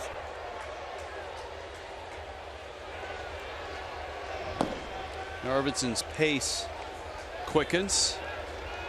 d'Arnaud walked back in the 3rd.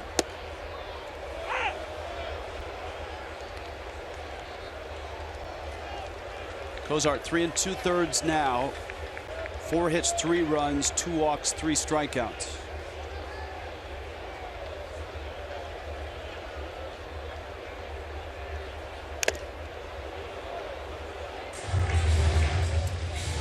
One and 2. Noah Syndergaard, Jose Fernandez. That's really all you need to say about tomorrow night's game. 7:10 start, live from the field here at Citi Field. 6:30 Marlins Live, brought to you by your South Florida Honda dealers. Jessica Blaylock will be hosting.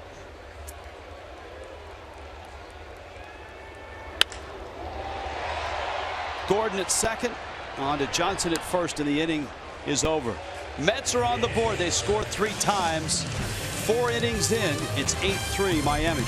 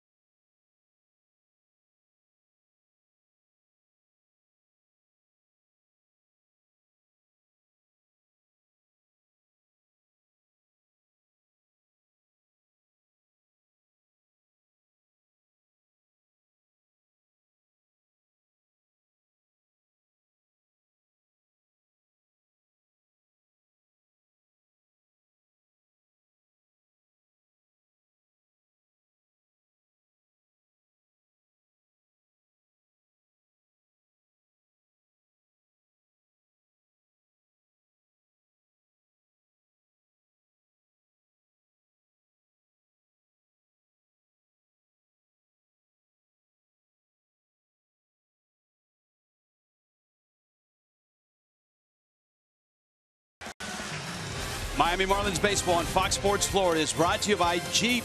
Visit Jeep.com to learn more. By Checkers, fast foodies know the deal. And by your South Florida Chevy dealer. New York City. 8-3. Marlins on top. Wilmer Flores certainly had a nice supporting role last year. He'll come in at shortstop, and he'll be in the 9 spot in the order. And Antonio Bastardo is in for the Mets. You got to say that with gusto, Al. Bastardo. Yes, and he's always been tough on Miami. Bastardo, a very capable and valuable middle reliever. Long of the Phillies. His career against the Marlins, low 3 Ernie, and he becomes pitcher number 3 after a short start from Steven Matz, who got knocked around, giving up 7 runs. Hansel Robles would go 2 1/3. Robles giving up the other run. Terry Collins. A lot of people were thrilled with the success that Terry Collins had last year. Long-time baseball man. Successful manager in his other stops, but never could get over that hump. 6 years, 4 second-place finishes as Echeverria fouls it back to the screen. And I saw him in spring training. We were talking about going to the postseason, and he first time to the postseason as manager. And I said, you know what? If they'd had the wild card, the way it's set up now, when you had been managing back in Houston and Anaheim, you'd have been in the postseason, I believe, 3 other times. That one fouled back into the seats. But the patience of Collins under the rebuild of Sandy Alderson all came together, and it all paid off last year. Yeah, and the patience too. For a place, New York, a franchise that you would think expect to win, they broke it down big time. Allowed these young pitchers to develop and become who they are, which really is the essence of their success. Along with, I know we talked about Cespedes coming on board at the trade deadline. Good baseball man, and I think a little bit misunderstood. There's a good slider right there. That's Antonio Bastardo's big pitch, fastball slider. You know, he was kind of got a, I don't know whether it was a bum rap or not. Maybe you just get older and more mature. There's a good slider. Echeverria swinging through it. Kind of a, what's the word? Tough. Demanding. Inflexible. Inflexible. Keep going. And you know what? He probably would agree with you in the early stages of his career. The guy that he learned the most from, Leland, and he still wears the number because of it, is Jim Leland. In those last couple of seasons in Pittsburgh, when the Pirates were getting this close to the World Series, Terry Collins was on that staff. And so for Collins to, as a manager himself, when he finally got the job, come this close to the playoffs and never get there, finally get to New York, be part of the rebuild. You always wondered, would he be around when they got to the postseason? Would they allow him to hang in there? And to their credit and to his benefit, they did. And he had to do more with less than many managers. The rosters he had early here in New York were kind of dysfunctional in terms of pieces and parts. 1-2 coming. Jared Cozart. Cozart pokes it foul. Well, I know last year, living in the area up here, there were some articles and some things written that, was he in danger of losing his job prior to that run when Cespedes showed up and Darno came off the DL and they brought up Conforto, and the rest is history. Eventually David Wright got to the tail part of the season. Pitching staff came together. Cozart fouls it back to the screen. We're talking about the what ifs. You see Yoenis Cespedes in center field, and we just showed Wilmer Flores. Remember the picture of Wilmer Flores getting told he got traded for Carlos Gomez to the Brewers, and the Mets and he was crying on the field. You talk about the what ifs. And that was kind of a turning point as Cozart bounces out. A turning point for the Mets, not necessarily Flores crying, but that. No, but what The fact that Gomez and that trade never happened, Flores remained a Met, and that allowed the Mets to, in just about everybody's eyes, make a better deal and get Cespedes, who took off like a rocket, and the Mets went with him. Do you think that the Mets get to the postseason with Carlos Gomez? Do they get to the World Series with Carlos Gomez? No, now, this is no knock against Gomez, but Cespedes was unreal. Oh, gosh, he carried the team offensively. And this staff, all they needed was a couple runs the way they were pitching. D. Gordon now. Gordon 1 for 3. Infield hit, drove in a run, swiped a bag. Jessica Blaylock on Marlins Live talked about Gordon and his numbers here in New York and against the Mets. 35 hits against the Mets last year. No other player or opponent that the Mets faced had that many hits.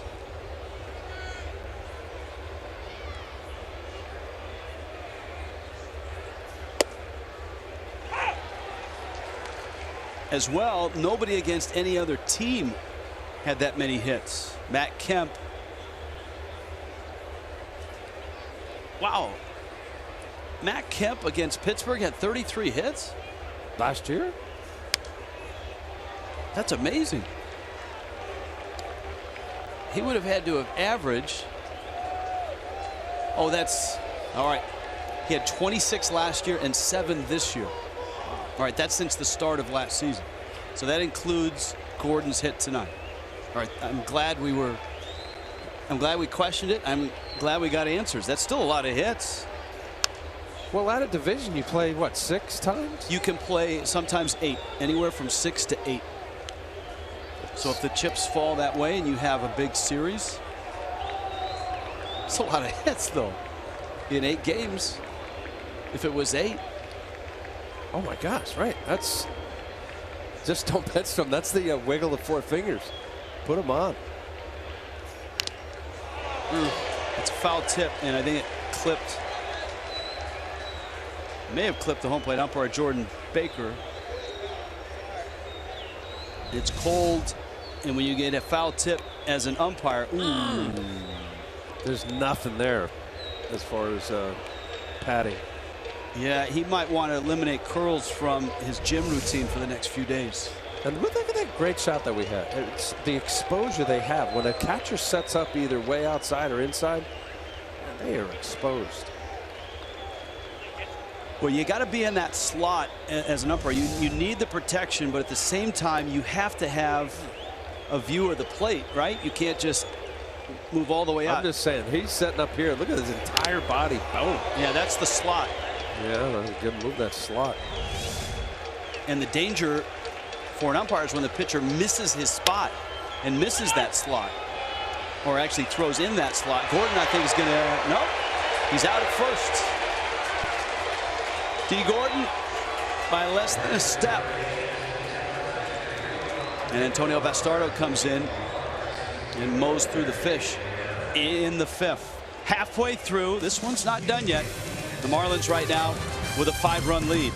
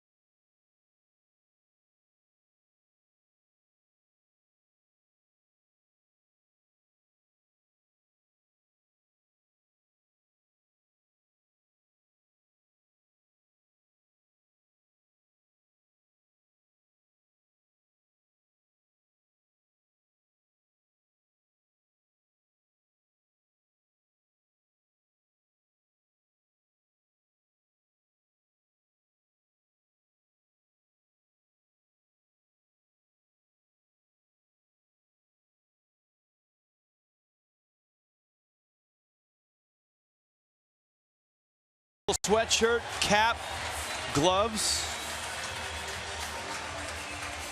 8-3 Miami on top. Choose from a full season ticket plan at just $6 a game, half season ticket plans, and 3 great 20-game mini plans. All season ticket plans for the Miami Marlins get you into the Fish Family Loyalty Program and guarantee you access to the 2017 All-Star Game, which will be played at Marlins Park. Marlins.com/season tickets. Rich Waltz, Al Leiter, Jessica Blaylock.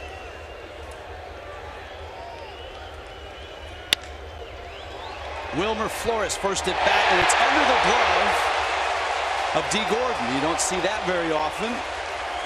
Flores, who came in the double switch in the 9 spot.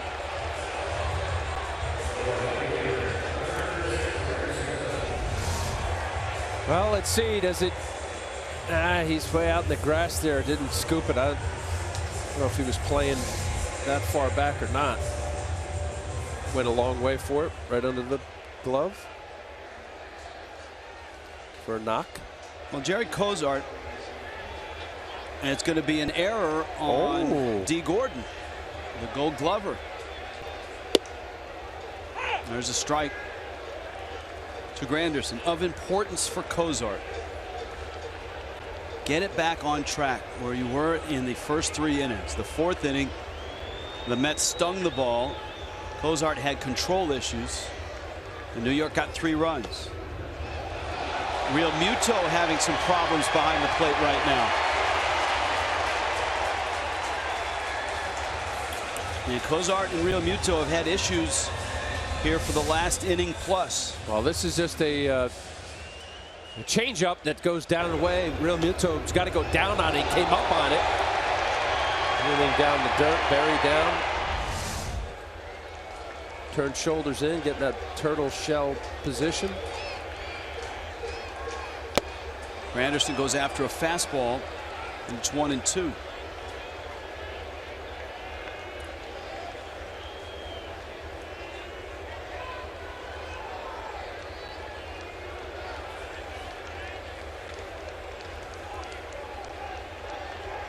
Couple of wild pitches tonight from Cozart. That one cuts in, and it's 2-2. Granderson's bounced out twice. David Wright on deck. He has a couple hits. Then you get into Cespedes, Duda, and Walker. Well, this is obviously a big inning. Pitcher of record. It's a shot of Brian Schneider there.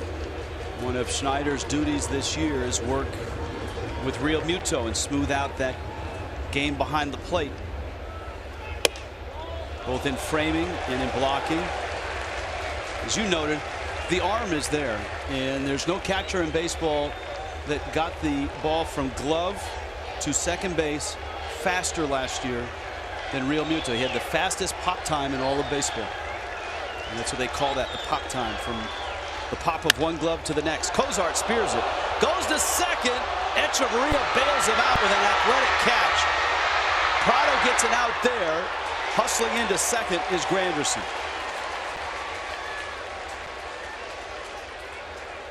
If Adeiny Echeverria doesn't make a lunging catch, that's a disaster. Wow, that's the thing right there. I mean, there was a little bit of a window there for Jared Cozart. Let's do this to be a good shot. Get your feet underneath you, step and throw. You see Echeverria make a nice play. And then good heads-up base running by Granderson. If he's going to get thrown out as Wilmer Flores did in this rundown, as a base runner who hit it, Granderson getting to second base to replace the spot. They're in the same boat, 1 out, runner at second base. Of course, for D. Gordon, the inning opened with the ball scooting under his glove. He was charged for an error.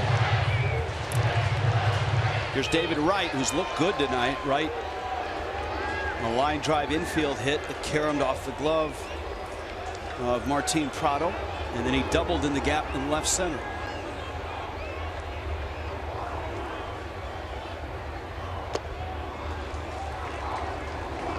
Pitchers come in all shapes and sizes, and deliveries many varieties. Cozart's an interesting guy, and you watch him, 6'3", 185. He's not a drop and drive guy. He's very upright.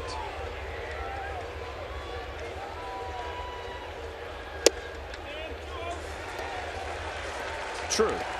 And I think that what he has tried to iron out when he was with Houston, his front side would really fly up and kind of get that like he was throwing it up into the sky. And what's been kind of been taught to him or tried to smooth it out with Jim Benedict and Juan Nieves is to keep his front side level. How does that affect the movement of pitches? Well, you could get around it. You got to be careful a little bit. And talking to Jared about what that was doing when he'd fly his front side open, meaning his glove arm, he would get around it and not get kind of a north and south delivery. This is in, right's aboard, and Cespedes, who's hit the ball hard twice, is coming up. You just pitch with danger, you know, you're walking guys and creating offense. I know you had the error there from D. Gordon. You don't allow the other team to let them hit their way back into the game. Don't give them runs by free bases or an error. If Cozart does not get Cespedes, this is probably his last hitter. You've got a lefty in the bullpen in Narveson. You've got a lefty up next in Duda. And although it's a 5-run lead, oh yeah, the momentum of this game has shifted squarely to the Mets.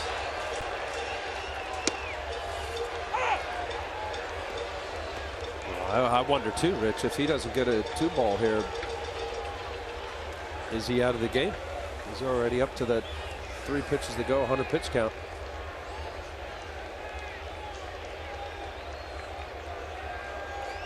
Cespedes lined to center in the first.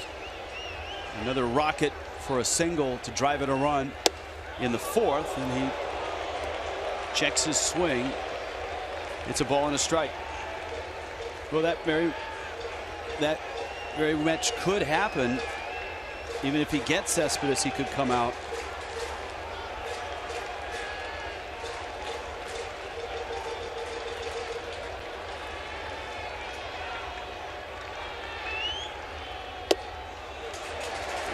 Changeup. Two changeups floats in. Well, he threw one to David Wright as well as Granderson. But if you're going to back it up, the kind of the mindset behind doubling up pitches is you get the feel he threw the identical pitch on the second pitch for a ball, and then if you think that's the pitch, now that's the one you got to nail. Now you got a 2-1 count. You're in a fastball count. A long ways, but foul. Well, he threw 3 in a row. And the only reason why that ball was foul is because he threw it at 82 miles an hour.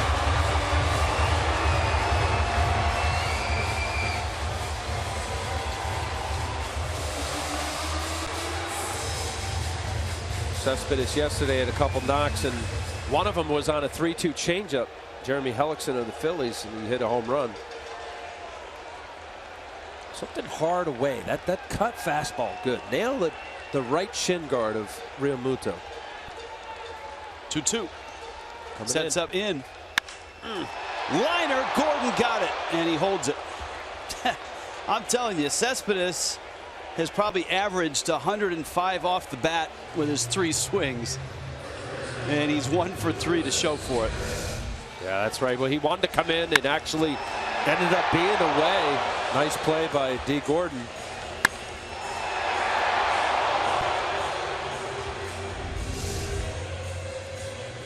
Yep, Don Mattingly is going to go get the lefty.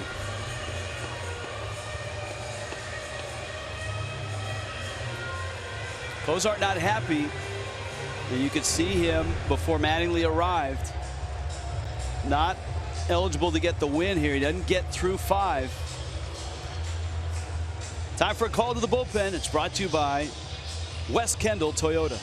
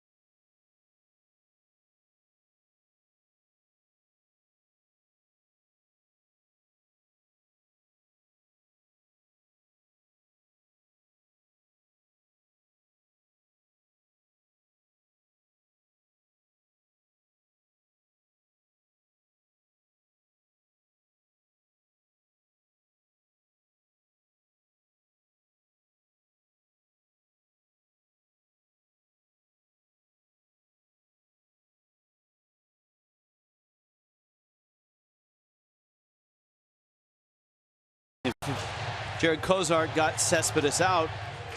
Would Narveson face Duda, or would Cozart face him? And as Mattingly came out, you can see the reaction of Cozart. Now, I guess the question is he angry at himself? Is he angry at his manager? Well, maybe a little bit of both. But, you know, the way this game unfolded, you know, obviously right there, he's taking out some frustration going down the tunnel. You know, it was 8-0 after the third and kind of just let the Mets come back into this. I think it's the right move. It looked like things were scrambling. In the last couple innings, he gave up the 3 runs in the 4th. And here, I know with the error and the walk, he's got 100 pitches. He's got a left-handed home run hitter here. This is the right move. So Narveson faces Duda and misses up. Lucas Duda has singled and bounced out, still looking for his first home run of the season. Narveson pitched yesterday briefly, gave up a double, an intentional walk, and that was it. And he misses down low.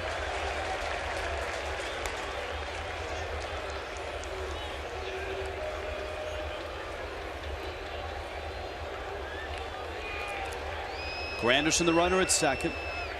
David Wright's at first. Big shift on for Duda. Who doesn't offer. And Narveson has fallen behind 3-0. You've got another lefty and Neil Walker on deck. Oh, excuse me. You're right. Walker a switch hitter.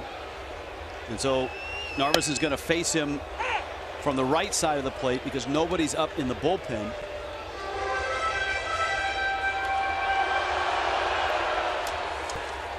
Count 3-1.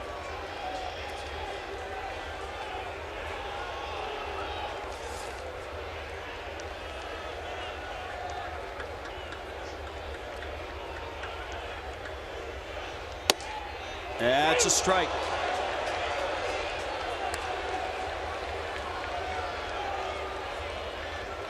Full count, 3-2.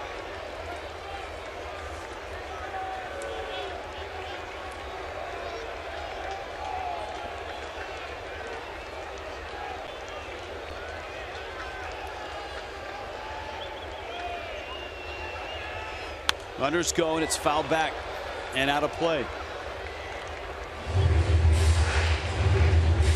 Hittable pitch there, 3-1 slider. Chris Narveson, fastball, cutter, slider, curveball. Occasional change. Another Marlin reliever that was primarily a starting pitcher. There's many of them in this bullpen. They've got to sort the who's where. The Brewers 2011 and 10. To right and foul. Narveson, his major league work with the Milwaukee Brewers, but a lot of surgeries, a lot of injuries that he's had to overcome. Tommy John, shoulder surgery, hip surgery, rotator cuff issue in 2012. Last year an elbow strain early. Saw him both in Miami and at AAA. 3-2. Got him. Narveson went up and in. He tantalized Duda on the outside part the entire at bat, and then came in and threw it by him. Mets lead 2. It's still 8-3.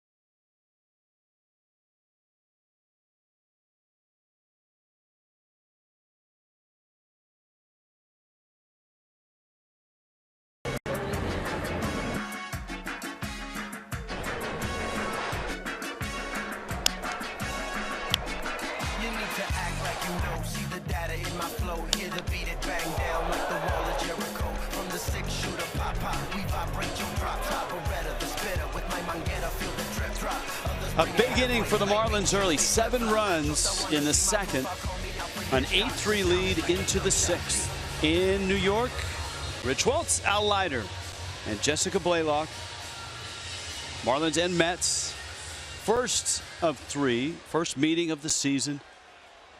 And the Marlins bring the meat of their order up. Ozuna, Yelich, Stanton against Antonio Bastardo. Third to work for the Mets. Steven Matz, just an inning and 2/3. He absorbed 7 of those runs. Hansel Robles pitched until the 5th.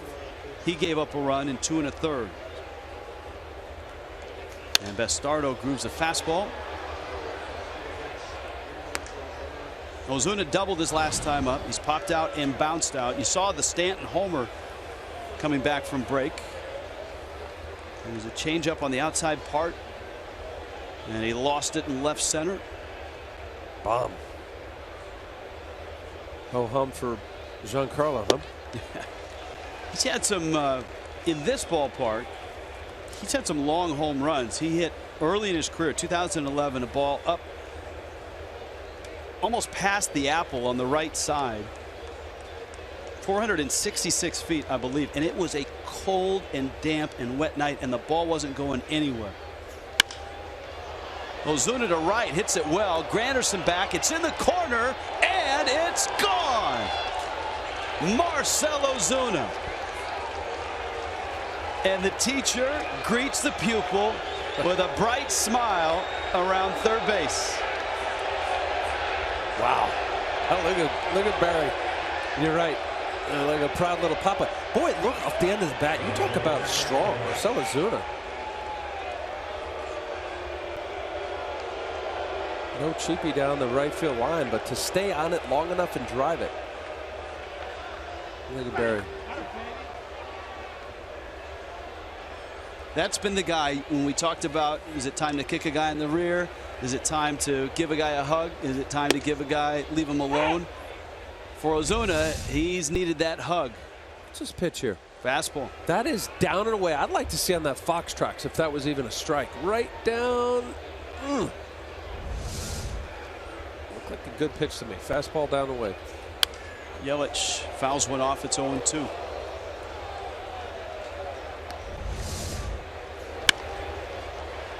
Stayed on it, strong enough. Opposite field.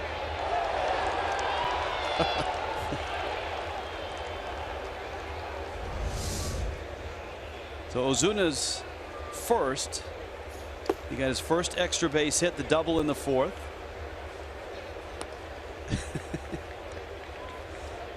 And his first home run here in the 5th.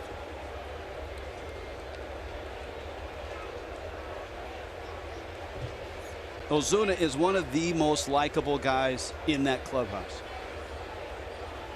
His routine before the game of the handshakes, and Ozuna really started that. He has a unique handshake for everybody. He remembers all the handshakes.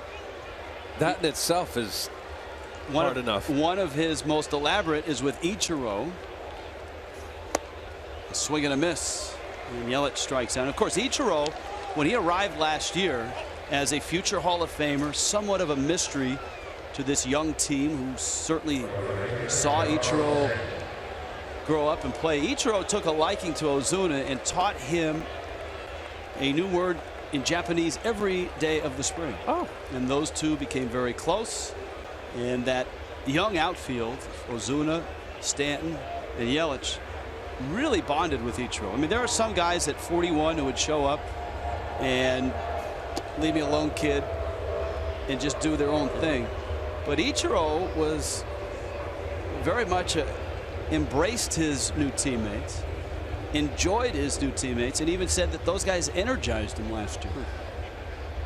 Stanton at the plate, counts 1-0.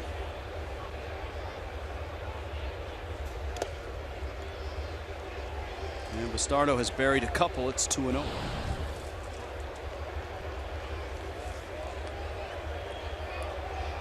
Well, that's good to hear, because while Ichiro Hall of Fame career, you know, he is the 4th outfielder, and in order for this team to compete and win, You know, you have to find your spots for Ichiro to get in, right? Get some at bats and give a guy a day off.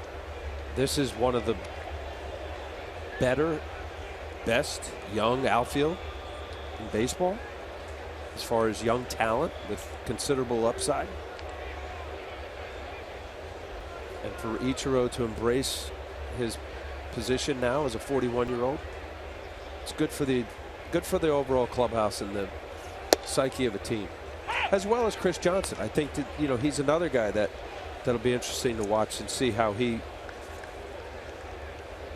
plays when he gets his opportunity, but also more importantly in some cases to keep the guys loose and happy and smiling and help out maybe a Justin Bour. That's another one. You mentioned Ozuna with Barry. I think Justin Bour is going to benefit. Get Justin to bring that strike zone a little smaller, find his sweet spot, if you will, and not just allow the strike zone to get big and allow pitchers to exploit weaknesses. Stanton walks. You can now watch Marlins baseball anytime, anywhere, any game. You just stream it live on your mobile device. How many mobile devices do you have, Al? Right now? Right now. I have two, but I only got the one. Yeah. Go to your app store, download Fox Sports Go. Free app, log in, stream the Marlins wherever you go. No blackouts. You can stream them anywhere. That didn't make sense. I have two, but I got the one. I'm not using my. You haven't got the iPad fired up? Or no, this is an iPad. This is like a real computer thing. What do you have there? Computer? I have an iPad. Oh, that's an iPad? With a keyboard. This is like a Mac Daddy. Oh, that is. Yeah. Impressive. Right. Impressive wingspan. But I'm not even using it. Sure. You don't need it. No. You've been burning up the phone. Prado. You stand at first. 9-3 Miami. And Prado skips out of the way. A walk, a strikeout, and a single.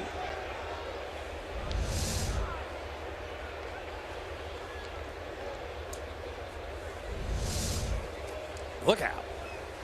And Team Prado at 32. His 11th year in the big leagues.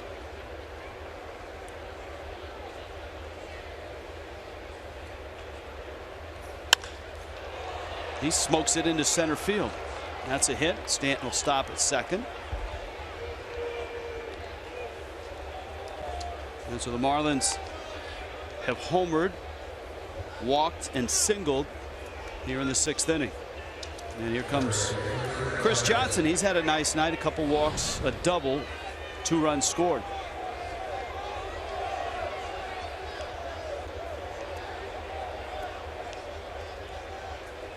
First of 3 tomorrow night. 6:30 start. Marlins live.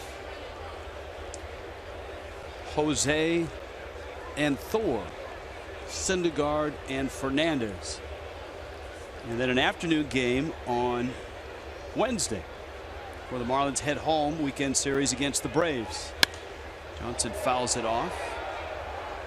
So a lot was kind of bantered about after Syndergaard's great start. Second game in Kansas City. He threw 3 sliders in a row to their DH Blanket. Kansas City. 3 sliders in a row, huh? 95, 95, 95 sliders. Kendrys Morales. Thank you. And the talk is, you know, how much of a strain is that on Zalbo for that, you know? And now I take it to Jose, who has, I don't know if it's 95, but a hard slider as well. Johnson fights off a pitch, dumps it into right. That's a hit. Stanton to third. He'll hold there. And so the Marlins load him up. Chris Johnson very good at that. Always been a very good contact guy. Dumps it to right. I look for balance. The foot goes down. You see the pitch. Yes, it ended up cutting middle inner half, but not trying to do a whole lot. Watch how balanced he is. The foot, there's barely a leg kick, which I like, and he just keeps his head level and straight. Nice piece of hitting here, allowing the ball to track a little longer. This is good approach right here. It's good to see. I mean, look, Johnson, a consummate professional, hasn't had a lot of at-bats in what has been an odd week of stop, start, and he looks good tonight. He draws 2 walks and has 2 hits. Now Real Muto with 1 out, bags loaded.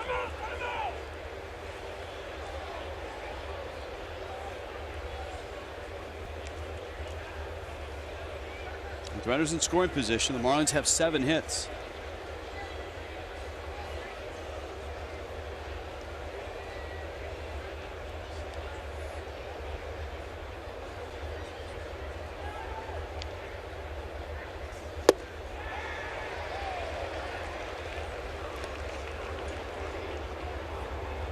How about that, huh? Back-to-back at-bats. His last at-bat. The end of the 4th inning, where he popped up to first. Bases loaded. Here he is again. See if he can cash in here. Addison Reed. Mets pen active.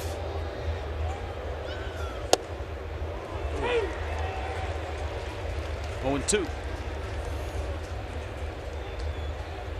Real Muto didn't like the call. You could see it on the periphery.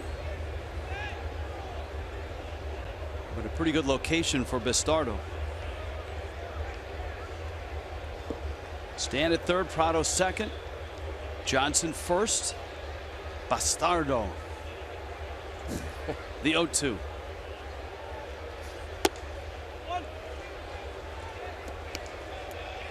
You can't say it without saying it that way, huh? It's hard. Yeah. I mean, it's right. Well, yeah, it's kind of Bastardo or Bastardo. If he's, I mean, you say that out of respect for him because of what the Marlins have seen. You put a little extra flourish to it.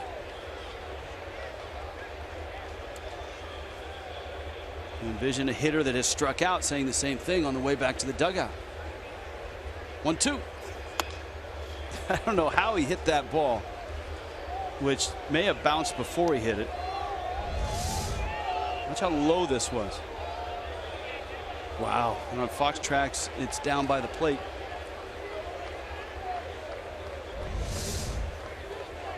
Fighting. 2 fastballs in a row, now 2 breaking balls. It's that short approach, think right center field. Don't try to do too much, put the ball in play.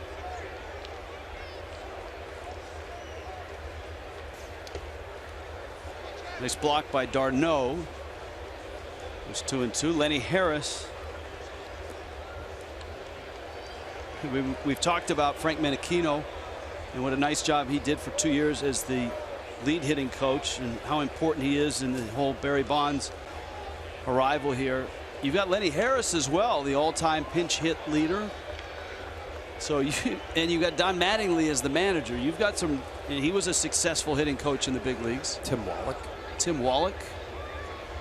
There is no dearth of knowledge or guys that have A, gotten it done, and B, can tell you how to do it.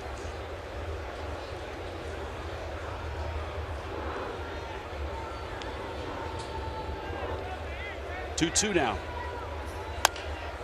Slowly hit to short, and Flores' throw is bobbled. Oh, they're going to call him out. It wasn't caught cleanly, and I don't know that the first base umpire Tim Timmons saw that. Yeah, he did, but he's going to say that it was on the transfer, and I say no way. This looked like a scoop and a bobble. It's out. There's no way that's on the transfer. I think he lost the ball. He's going to need help from the other umpires. Don Mattingly, just a few words, and it looks like Mattingly is satisfied that the other umpires are going to get together. Yep. I think from his angle, I think he just lost the ball. You could, well, they bear down and watch the bag and listen for the sound. Yes. And he didn't see the fact that dude didn't even have the ball. He's safe. It's a right call. Now Terry Collins pops out of the Mets dugout. I'm not sure what argument he's got. Well, the speed of Real Muto, scooting down the line, force a bad throw, never had the ball. I don't think, did it go in his glove? It hit the heel. It may have been there initially, but he didn't secure the ball, and it popped up. And so Collins is going to plead his case. But there wasn't a lot of hesitation for the other umpires.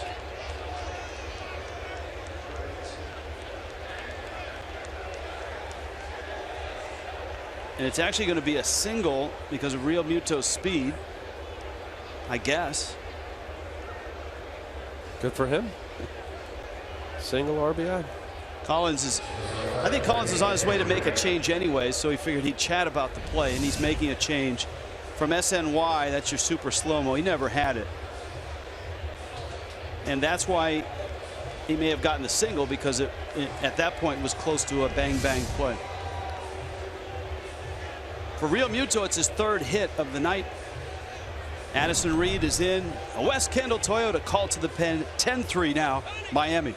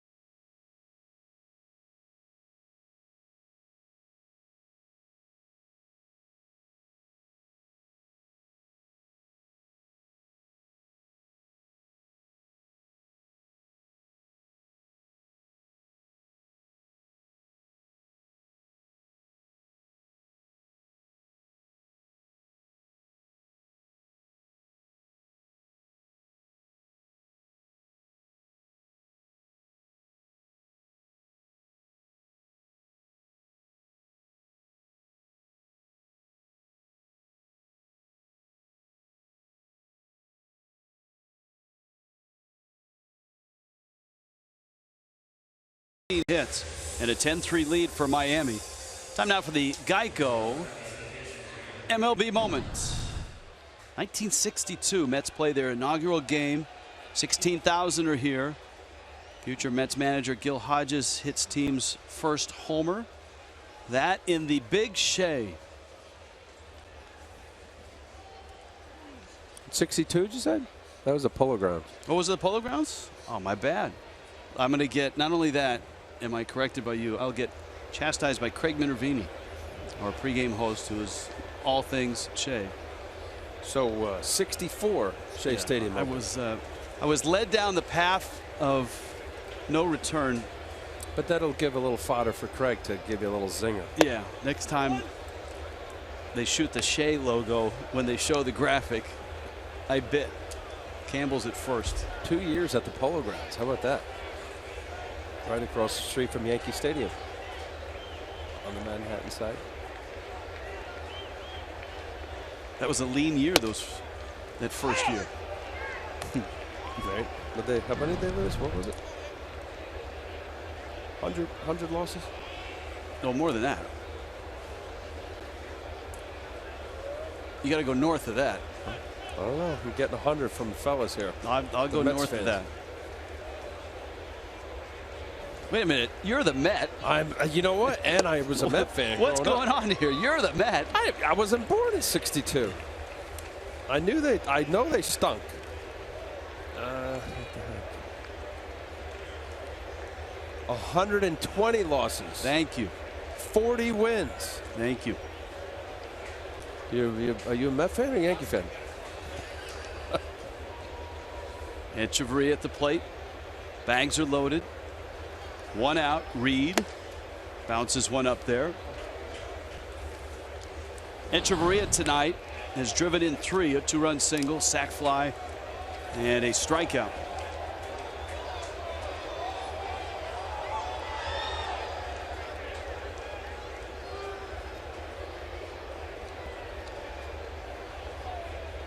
Reed appeared in 9 postseason games last year. And Chavarria fouls it back. A 1.42 ERA, second lowest ERA in the majors from the end of July to the end of the season. So he was one of the hidden heroes for the Mets. Help bolster that bullpen that needed some help. After Mejia had his suspension, and then they figured out the Familia as a closer, bringing Addison Reed. Remember a few years ago, he had 40 saves with the White Sox back in 2013. 2 balls, 2 strikes. Marlin at every base.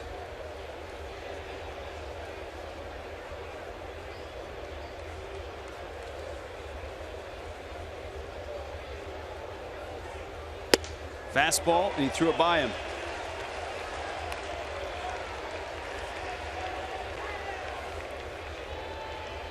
That was just a good old country hardball. Here it is, hit it.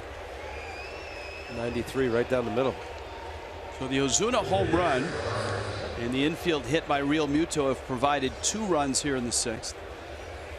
Chris Narveson will get the at bat. Marlins hoping to get another inning out of him at least.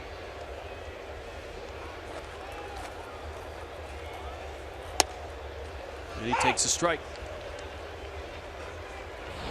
Maybe 2. Get to the 8th. Narveson can swing the bat.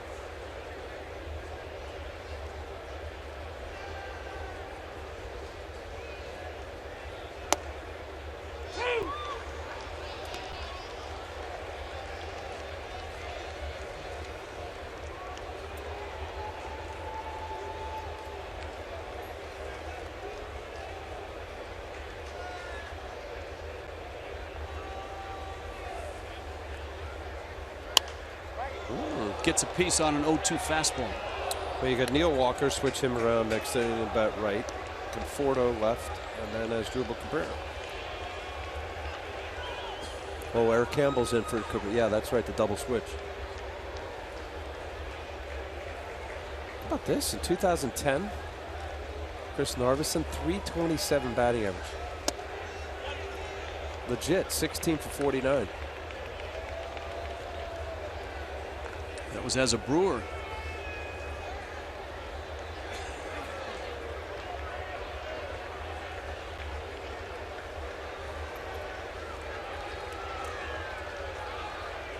One, 2. Got another fastball, and he's little by little working his way up the barrel.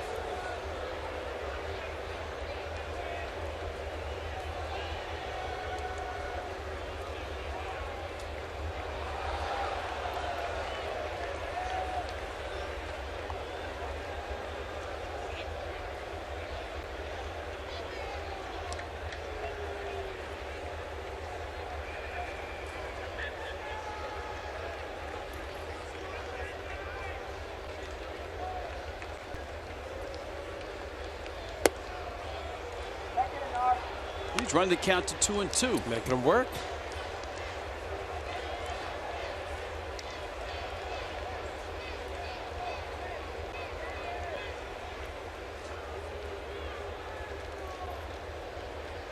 Miami jumped on Steven Matz early.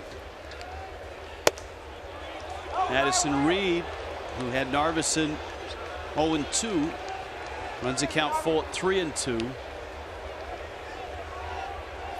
Johnson from second, Real Muto from first will be on the move. Prado will just try to protect himself at third. 3-2. And he got him.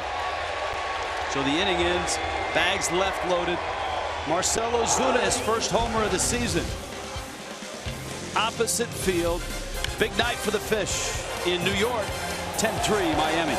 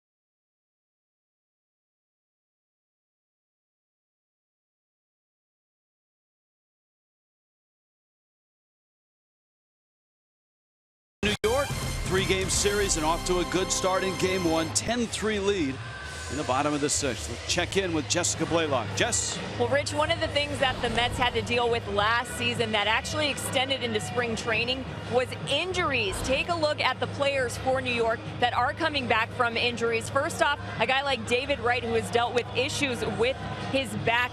Also, Wilmer Flores, he's bouncing back from a broken ankle, and Travis d'Arnaud, he missed a lot of games last season due to a fractured finger and an elbow sprain as well. And guys, how about this? Last season, Mets players spent the most amount of time on the disabled list for the National League. They were 3rd overall in that category for Major League Baseball. Huh. Thank you, Jessica. Chris Narveson. Neil Walker flips around to hit right-handed. Michael Conforto will get an at-bat. And Eric Campbell will probably get his first swings in the bottom of the 6th. Rich Waltz, Al Leiter, and Jessica Blaylock. Pulled the string. Nice pitch. Plus his changeup right here. Good arm speed. He's got a short leg kick.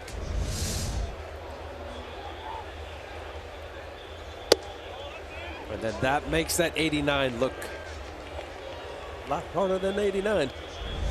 Watch here, smooth little delivery, short leg kick, and pull down.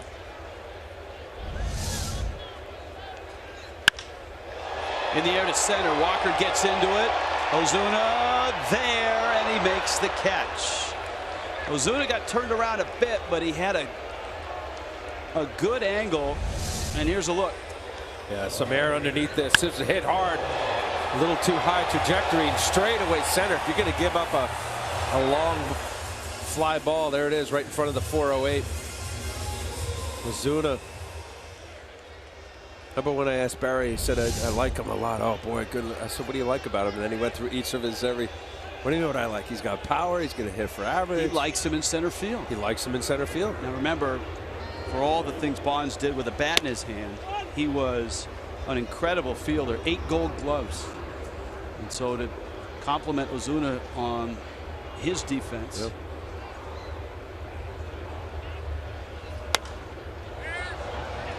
Infield, Narveson pointing at it.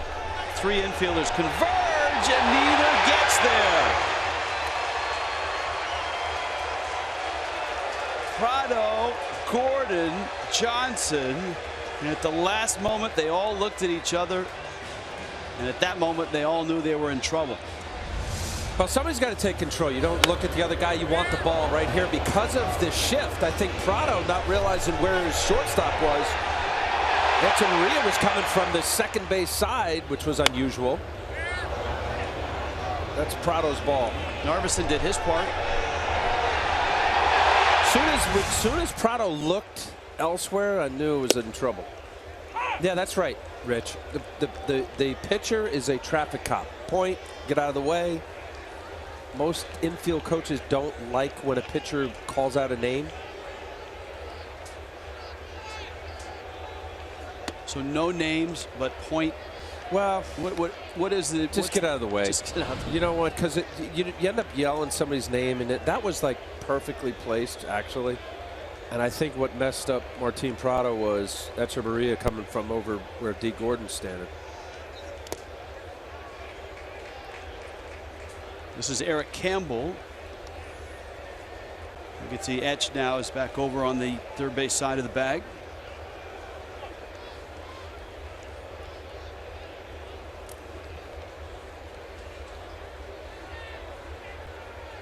That is a base hit.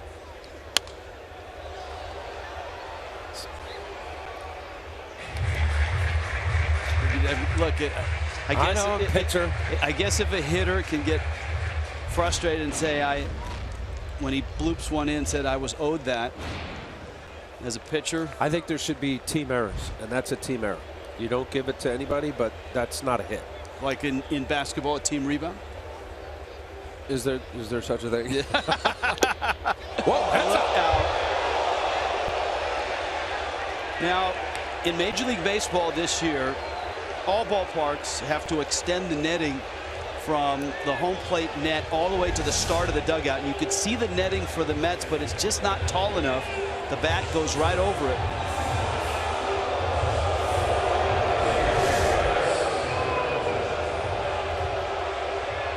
Crowd getting on the usher who has the bat. Or did he? Did the usher get the bat, or did he? Yeah, so that's, I mean, I get a kick out of this. They're going to give him a bat. They just don't give the game bat. Right. And you can't have a bat in the stands. So it's like a coat check. You know, when you go to a fancy restaurant, it's like you take the bat, you take it to that coat check. Coat check. Here's your little ticket stub. Come pick up your bat at the end of the night.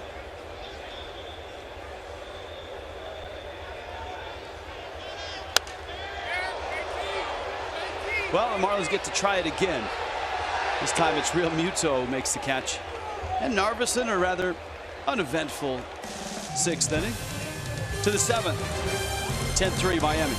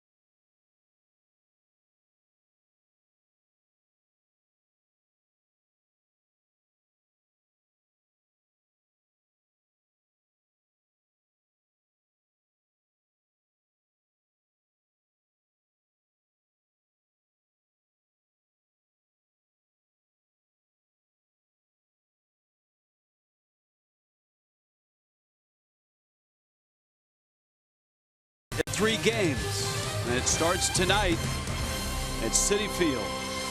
10-3 lead, top 7.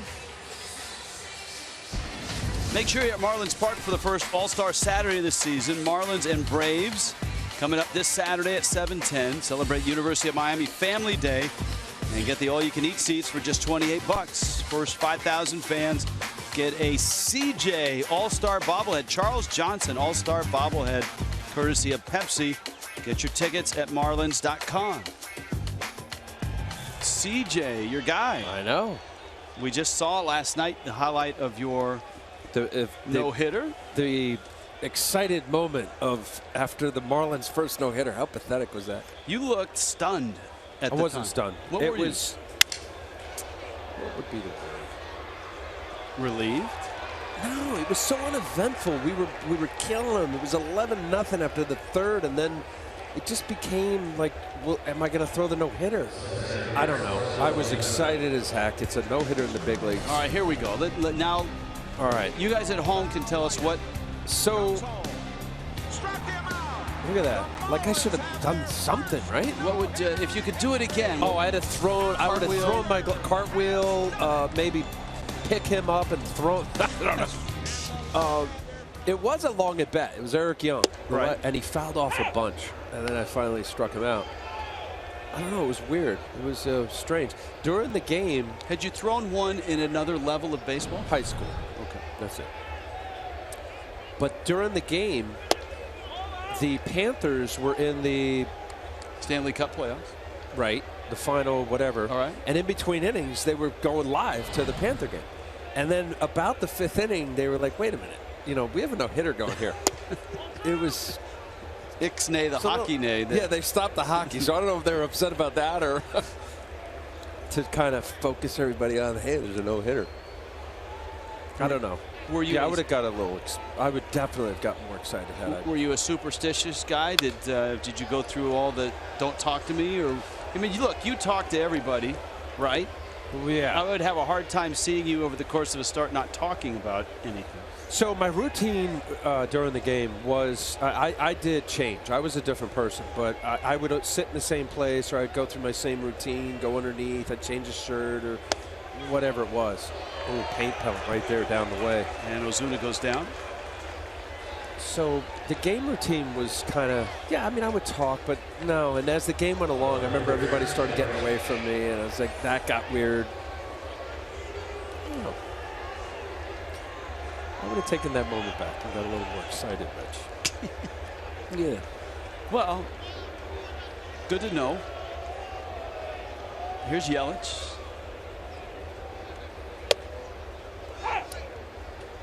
CJ, heck of a catcher, great arm. Loved pitching to him. You know, we won a World Series with Charlie.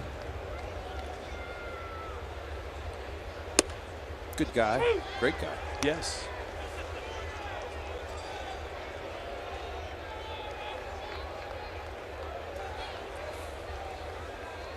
Yelich 2 for 4, was driven in 2.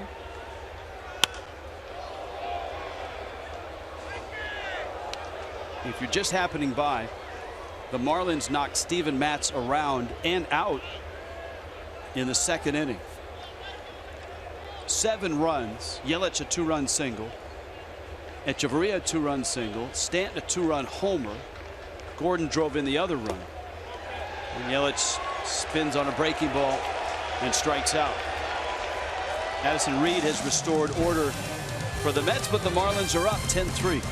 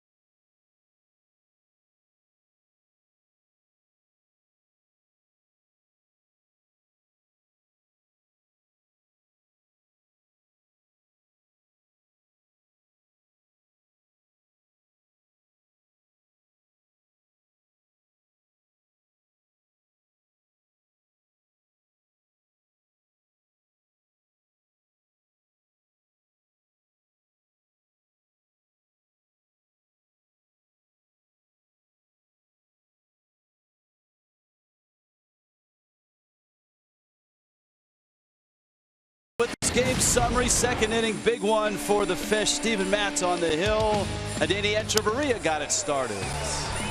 Down the line, knocked in a couple. D. Gordon, a solid at bat, knocked in another. Sweet swing from Christian Yelich, and you get the big boy. With two strikes right there, that Christian Yelich was a good at bat, and then a changeup down and away. That was it for Steven Matz. What an inning. He batted around 7 runs in the second inning. There's your game summary. Stanton second, Ozuna's first. Gordon continues to plague the Mets, though he has just the 1 hit. Echeverria's driven in 3. Jared Kozar went 4 2/3. He couldn't quite get over the hump in that 5-inning barrier. So Chris Narveson came in. Narveson effective. And now Dustin McGowan, the former Toronto Blue Jay. He'll get Wilmer Flores, Curtis Granderson, and David Wright. Good, boring fastball in on the hands. And that turns into a 5-3. Prado across the diamond, and here comes Granderson. McGowan, a really nice, I guess, example of Perseverance. persistence, perseverance, working through injury, just hanging in there. Guy that has always had the talent, just staying healthy has been tough for him. A couple of labrum surgeries, diabetes, Tommy John surgery, foot issues. But the 34-year-old last year got back in the big leagues with the Phillies, pitched some in Lehigh Valley, had a really nice spring and made the ball club. He misses away with a fastball. He could be that find or that gap to get to Brian Morris, ultimately to A.J. Ramos. When he first got called up to the big leagues, he was a starter with the Blue Jays. And you mentioned, Rich, his injuries that cost him who knows what. You have 15 years in the Blue Jays organization. You know, one of the years, in 07, he was a starter and had a nice year, 12-10. ERA right at 4. Granderson takes up. One area where the Marlins have organizational depth right now is in AAA in the bullpen. Some bullpen arms: Kyle Barraclough, Brian Ellington, Jose Urena, all three guys the Marlins see as not only bright arms in the pen, but arms that will contribute this year in the bullpen. Granderson walks. Well, that's good news for Marlin fans, because I think at some point there has to be some semblance of. There's a difference, Rich, between guys that pitched, they were primarily starters, and then to pitch high leverage innings late in the game. It's just a different. It's a different way you warm up. It's a different mindset. You know, and when you look at the guys that the Marlins have right now, we saw Narveson, Edwin Jackson, David Phelps, McGowan. You know, they were all starters. I know McGowan a couple years ago in Toronto, his last year, they put him in last 2 years, they put him in the pen. Wright fouls it back. Now that's not to say that some guys can't make that transition during the course of their career. There's always examples, be it an Eckersley or a Smoltz, guys that go from starter to closer with success.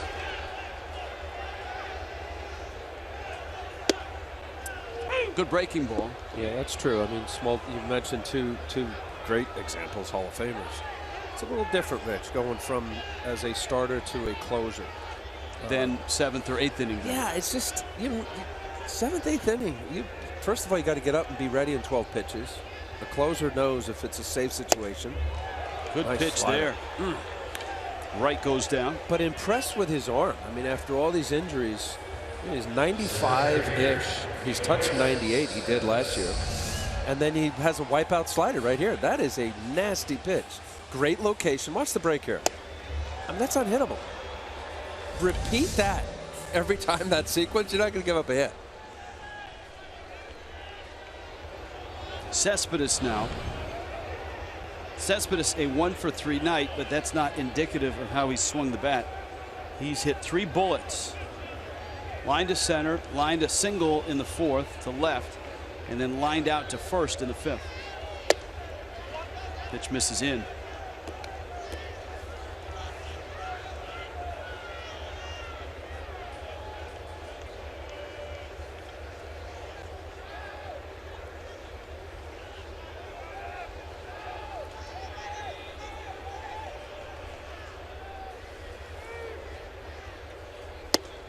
And a strike.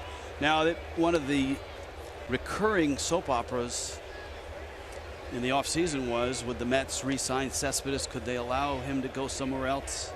Could they come to an agreement? And they did.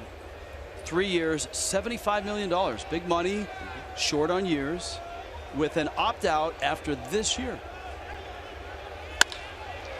He's hit it hard all 4 times up. Yeah, he's something. I think it's win-win. I think it's a great contract for Cespedes and also the Mets. Because as you just set it up, Rich, the fastball down in the zone, gets after it. He can hit. He can get the barrel to the ball. And the out clause is if he has that MVP year, he thought he was going to get more than the 3 years he got, then he'll walk. There's an incentive on both sides.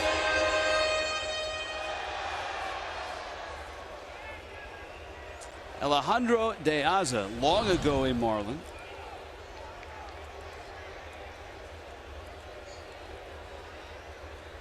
De Aza, this is the pitcher spot, Reed's spot in the order. And he fouls that pitch off.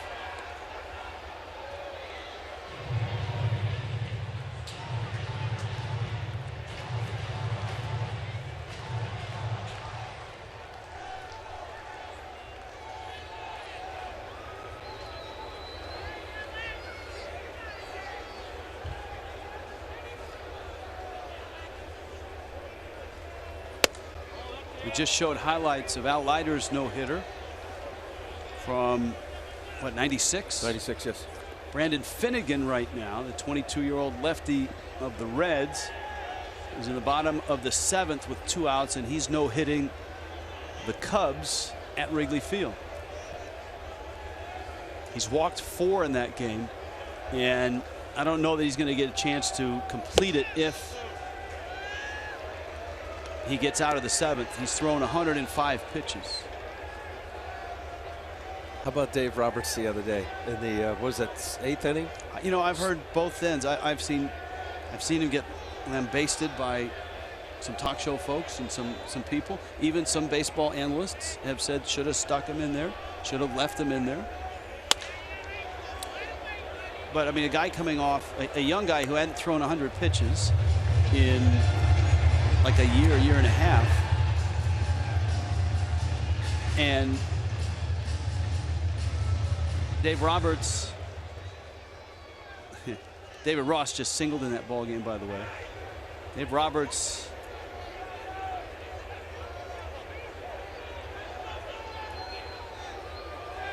pulled him, and so a lot of discussion. I mean, at this point, De Aza swings and misses. We'll resume the discussion on whether you leave a youngster in for a no-hitter or not. Also, we'll check in with the studio. Marlins a 10-3 lead in New York.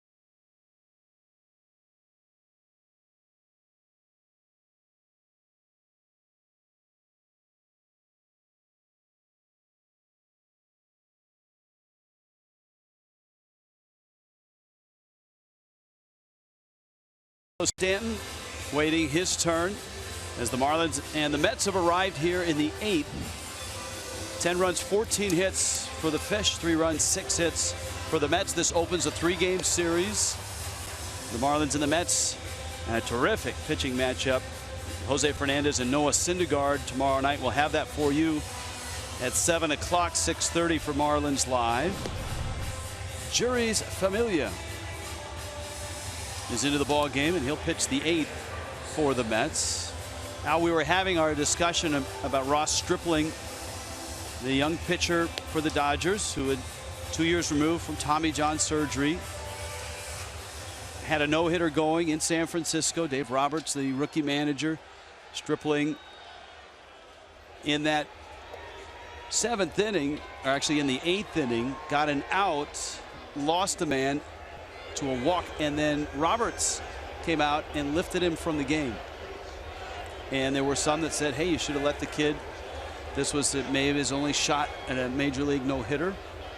But Roberts was pretty quick, decisive, and felt he would be putting him in jeopardy. He had not been over 100 pitches, as I believe, since that surgery. Your thoughts as a guy that threw into how many pitches did you throw? 119. 119. So I'm kind of all over the place, actually, Rich, because I disagree with the alarm bells going off every time that a pitcher gets to 100 pitches, because they're not all the same. There's pressure pitches, there's pitches that you can cruise to a start and have 115, 125 pitches and it really didn't feel bad. There's other times you throw 70 and it feels like you threw 110. So the eyeball test matters. I'm just in, as the pitcher. Stanton a bouncer to short. Flores throws him out. To be 5 outs away, you said 1 out in the 8th.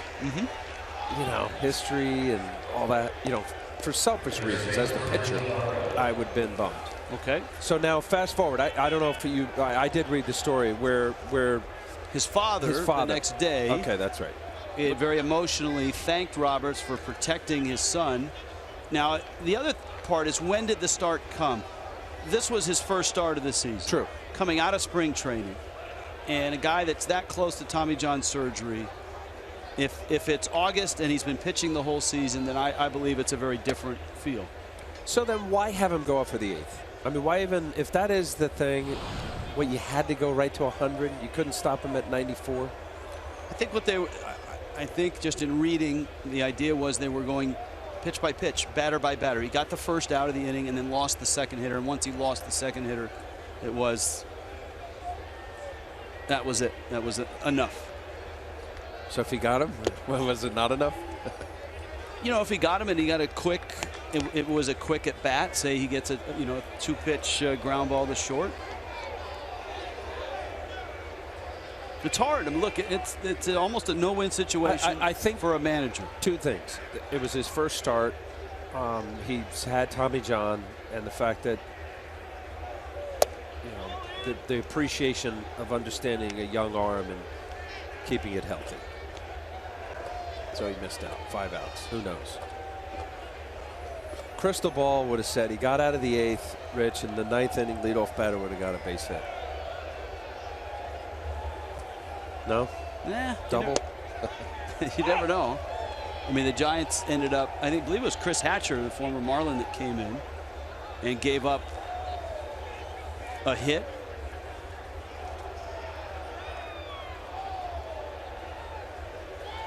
Giants ended up winning that ball game. I think he gave up a home run, didn't he? He did, a 2-run shot. Giants won it 3-2.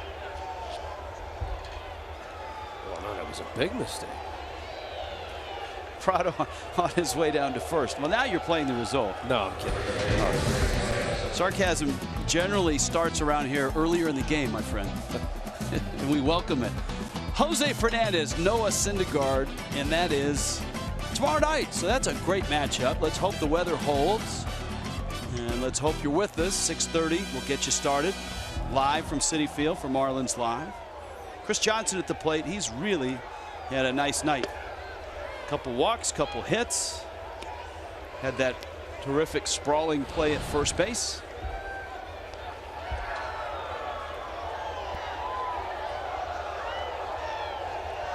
You should feel right at home with the pace of this game. This is just like Yankees Red Sox. Don't remind me. Why Yankees Red Sox? Why does it take so long to play those games?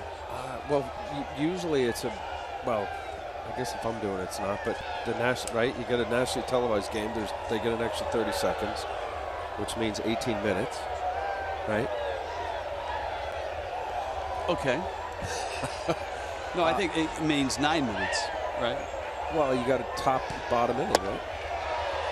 Right, at 30 seconds. Good point. But I got you. But it takes a little longer than the 30 seconds. You know what? I don't know whether it's just each respective lineup. They battle. They take a lot of The Yankees historically has always been a team that, you know, fights off pitches, takes pitches. Red Sox have adapted that as well. There's Sweet Caroline if you're in Boston. Whoa! Granderson, it's a foul ball.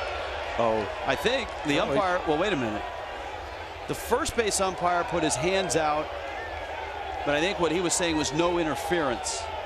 right. He pointed fair and then no interference. I got you now. And the Marlins dugout is got their hands up. Tim Timmons, the first base umpire who made the call. Yes. It's not where his feet are. It's where the ball is when it's touched. From that angle, it's hard to say. Well, he's right on the line. So he calls it fair. Watch Tim Timmons. Wow, just clanked it.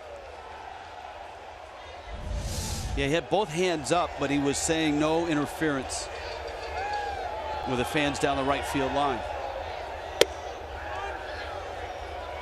So that saves Granderson an error, right? Fielder's choice. Yeah. Yeah. Got an out. And Johnson ends up at first on a fielder's choice. Your garden variety 9-6. Familia with a jam shot there. Flores gets the out at second. Marlins are done in the 8th. Bottom 8 in New York. 10-3 Miami.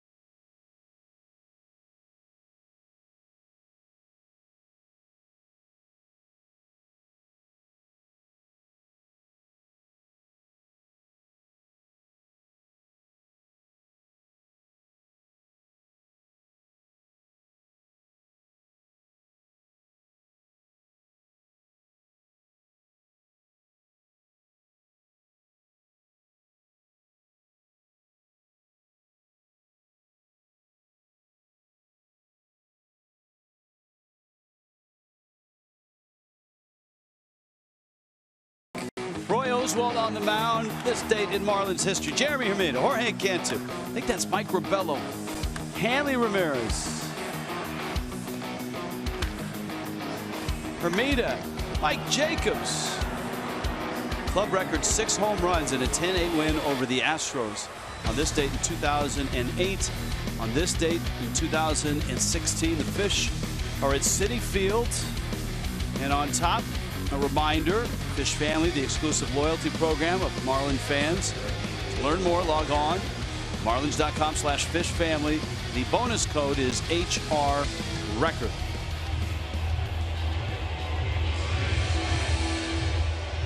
Ichiro in right field. And I would assume Ichiro in a double switch is in the 9th spot. That would give him an at-bat, and he would hit second in the 9th inning. Craig Breslow out of the pen. How's your scorecard, Outlighter? I'm kind of getting behind. Gordon needs some help. Ichiro can't get it. Neil Walker aboard with a hit. Well, the dreaded little triangle area. Let's see how far Ichiro came for that.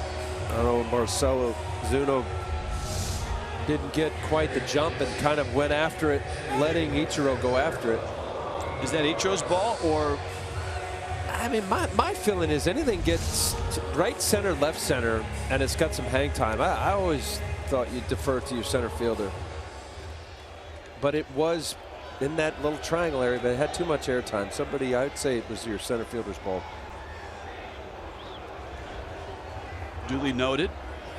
Juan Lagares takes a fastball from Craig Breslow for a strike. Breslow trying to warm up out there. You see him blowing on that pitching hand. This is his 3rd appearance.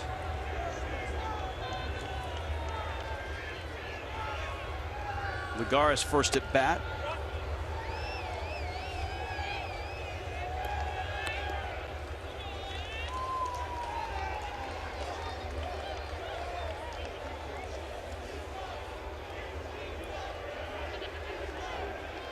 Breslow 3rd out of the bullpen.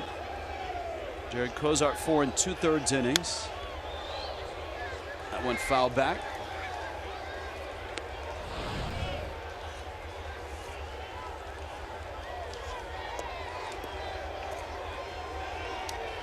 Good relief work by Chris Narveson. Narveson an inning and a 1/3. McGowan a scoreless inning.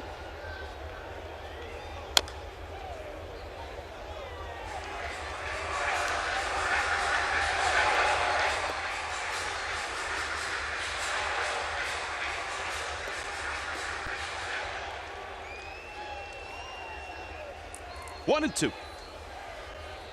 Lagares trying to reclaim that magic that he had 2 years ago, which he won a Gold Glove. And Breslow with a changeup gets a strikeout for the first out of the bottom of the 8th. A watch party tonight. Corona Light, the Anchor Bar in Lake Worth. Looks like a fun bar, right? Well, Tiki Bar, Tiki Hut, what is that? It is a Corona Light watch party. So hi to all you in the Anchor Inn. Eric Campbell now, second at bat for Campbell.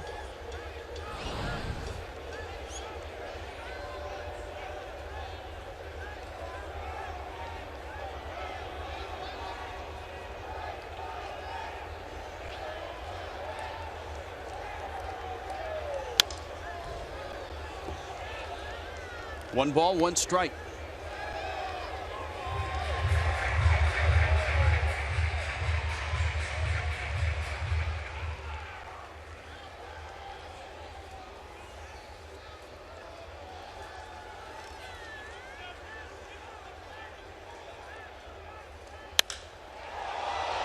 Ichiro makes the grab. And Breslow's got a couple of outs. Travis d'Arnaud coming up. Both these ball clubs before the game talking about trying to find a rhythm, that natural rhythm that baseball players have, the routine of playing 6 days, sometimes 7 days a week.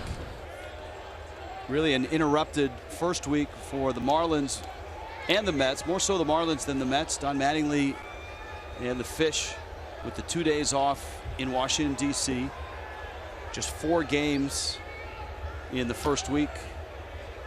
The Mets had played 5, but they'd had a couple days off as well when they opened things in a awkward fashion in Kansas City, watching the Royals get their World Series game on, so to speak.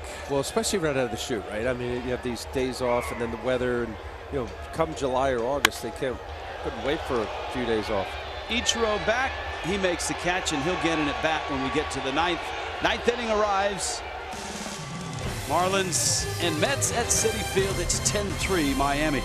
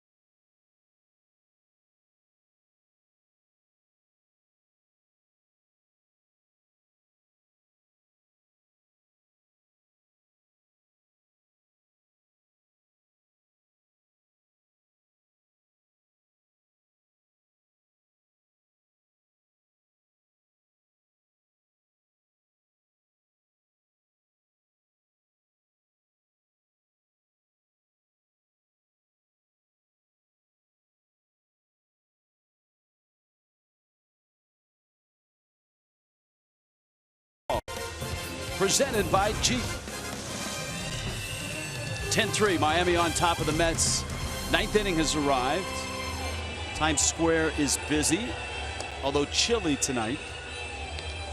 And the Marlins and the Mets find themselves in the ninth. Juan Lagares finds himself in left field.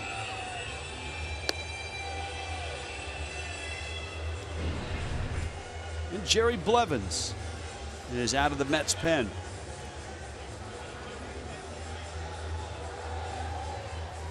So Blevins gets the ninth. This was a Steven Matz start, and it was the worst start of Matt's career, albeit a very brief major league career. This just his 7th start. And Andy Echeverria, Ichiro, and D. Gordon against the lefty Blevins.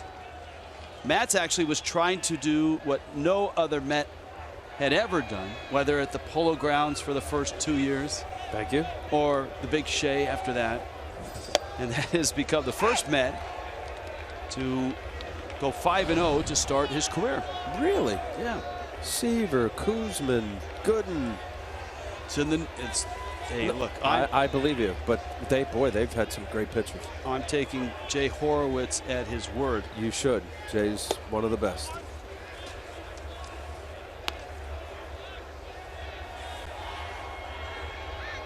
And it wasn't just a bad one. It was a real clunker. Steven Matz. Good approach by the Marlin hitters.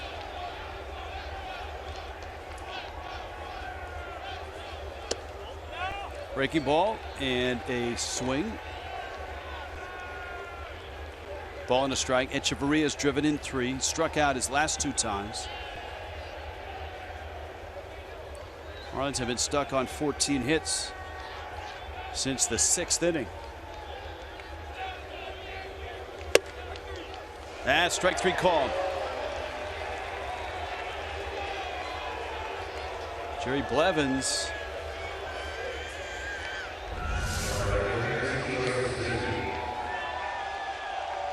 Echeverria had a beef, but it's 10-3. It's the 9th. Swing the bat. I didn't say it. You did. Well, I'm just saying that's at times the what? reality. It's frustrating to hitters. And since the system that's in place now, they're evaluated on every pitch because it's evaluated, right, as to whether they get postseason, All-Star, etc. They don't umpire according to score as they once did. Absolutely, you're 100% correct on that. And I'll tell you, one of the best conversations I've had over the last 4 years was a sit down in an umpire's locker room before a game with Jim Joyce's crew. And one of the things he talked about was it used to be, hey, everyone says just be consistent. And he said that's no longer the case. What they aim for is not consistency, they aim for accuracy. And if they get accuracy, then they will be consistent. Ichiro fouls it back to the screen. Ichiro, Marlins haven't had opportunity to get him some at-bats. Obviously, he's chasing 3,000. 65 more hits.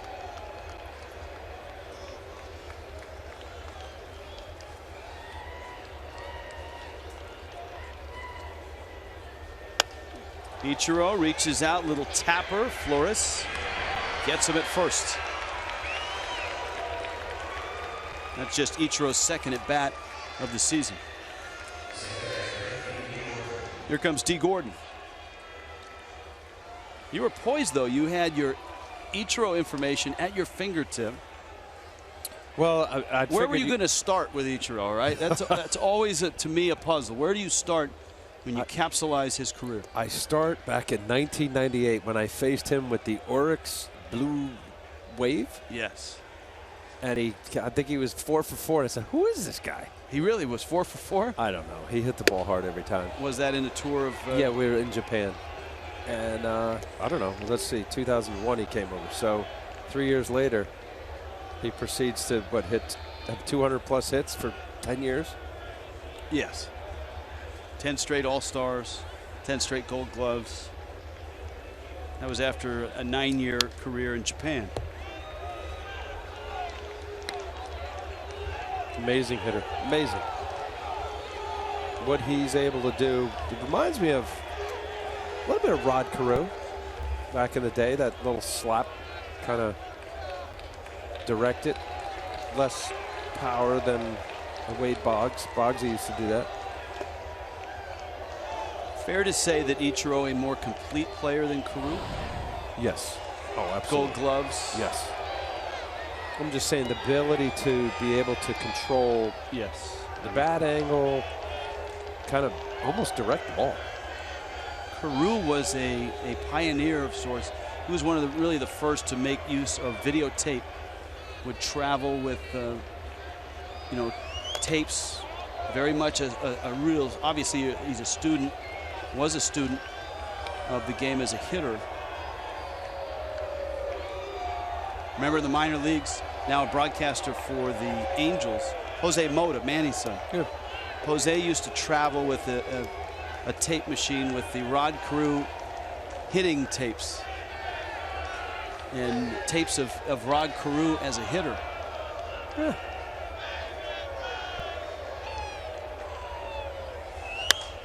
D. Gordon fouls that one out of play. Did it work? Got him to the big leagues. Good.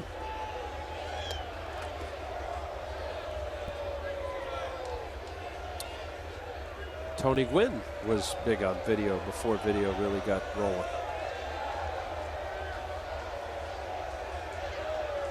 Another guy who I thought directed the baseball.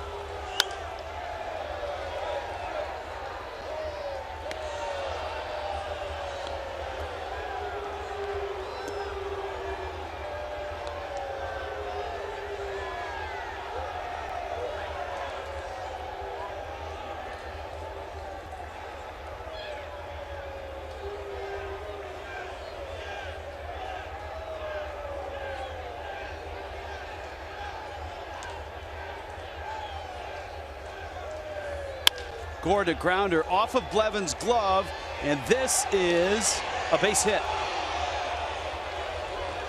Once it went off of Blevins' glove, you had a chance, and you knew that with Gordon's speed, and he was quick out of the box as he usually is. Yeah, as soon as you're exactly right, Rich. A deflection there, forget it. I don't care what kind of arm. Beat him by a step. The legs, the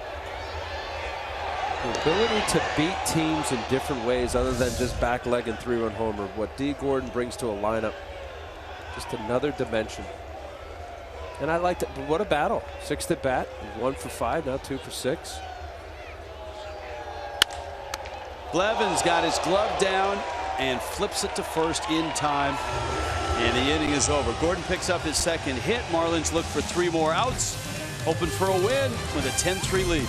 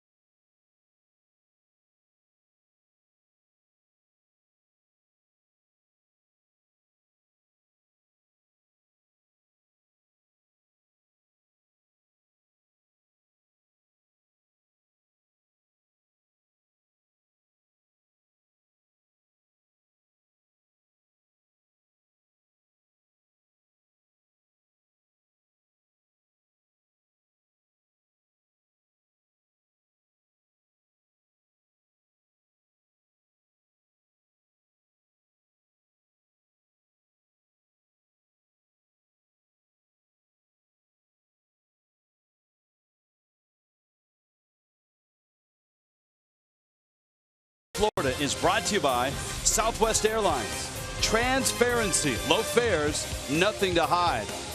And by Jeep, visit Jeep.com to learn more. And by your South Florida Honda dealers. Bright lights, big city, big lead for Miami in the bottom of the 9th. Just the start of a 3-game series. Brian Morris will try to finish it off for Miami. Marlins bullpen has been able to come in. Jared Kozart 4 2/3 innings. Chris Narveson an inning and a third. Dustin McGowan a scoreless inning. Greg Breslow a scoreless inning. And now Morris goes to work. Miami trying to bring their record to 2-3. The Mets, if they don't come up with a 7 spot at least here in the 9th, would fall to 2-4. Wilmer Flores in the 9th spot. We got Granderson and Wright to follow.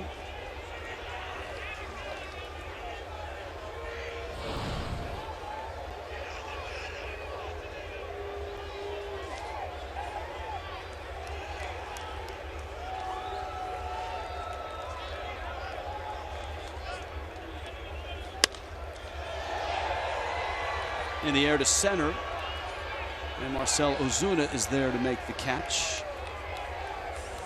The Nationals outlasted Atlanta 6-4. The Braves have started the season at 0-6, and the Nationals are now 4-1. Max Scherzer gave up some runs but got the win.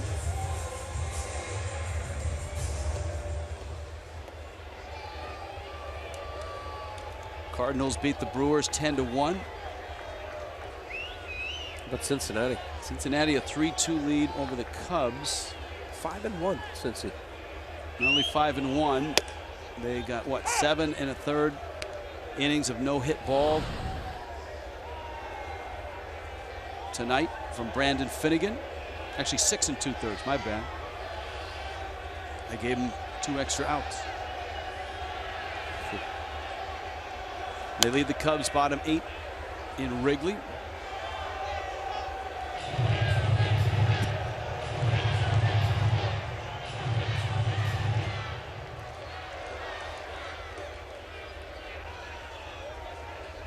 Granderson behind the count 0-2. Tough start for him. He's 1 for 23 on the season.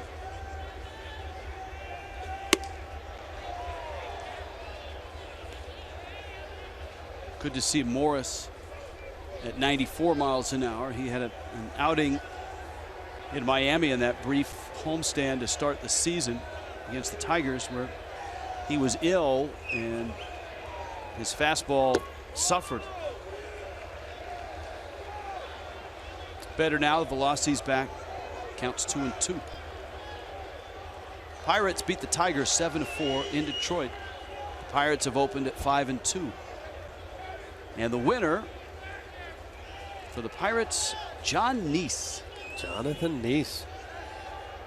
We talked about Neese in the trade that brought Neil Walker here. Yelich makes the catch. Morris looks sharp. He's got 2 quick outs. Career high in games last year. The first year when he came over from the Pirates, he was almost perfect.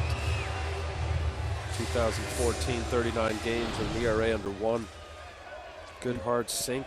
And as you pointed out, Marlins looking to build that back end of the bullpen, and Morris is certainly a guy that could be a piece of that.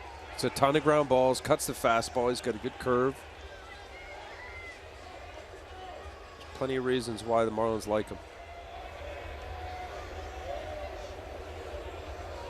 David Wright. You have to be encouraged if you're a Met fan and watching David Wright swing the bat tonight. Couple hits, double, smacked a hard single in the first. He's walked and struck out.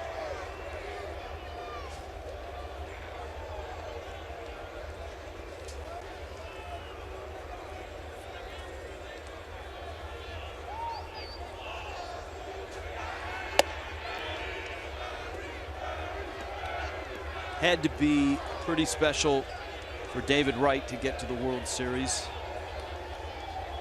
Last year, his 12th as a Met.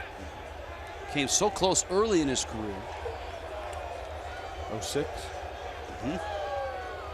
Cardinals in 7. Echeverria, diving catch. Robs Wright, ends the game. Ball game. Miami wins it and opens this 3-game series with a convincing 10-3 win. And Brian Morris gets the final 3 outs. Nice effort by the bullpen. Narveson, McGowan, Breslow, and Morris in relief of Jared Cozart. That big second inning that knocked Steven Matz out. The difference, Marcell Ozuna. Couple extra base hits, a double, and a homer. He will join us on Marlins Live, which is coming up from Citi Field.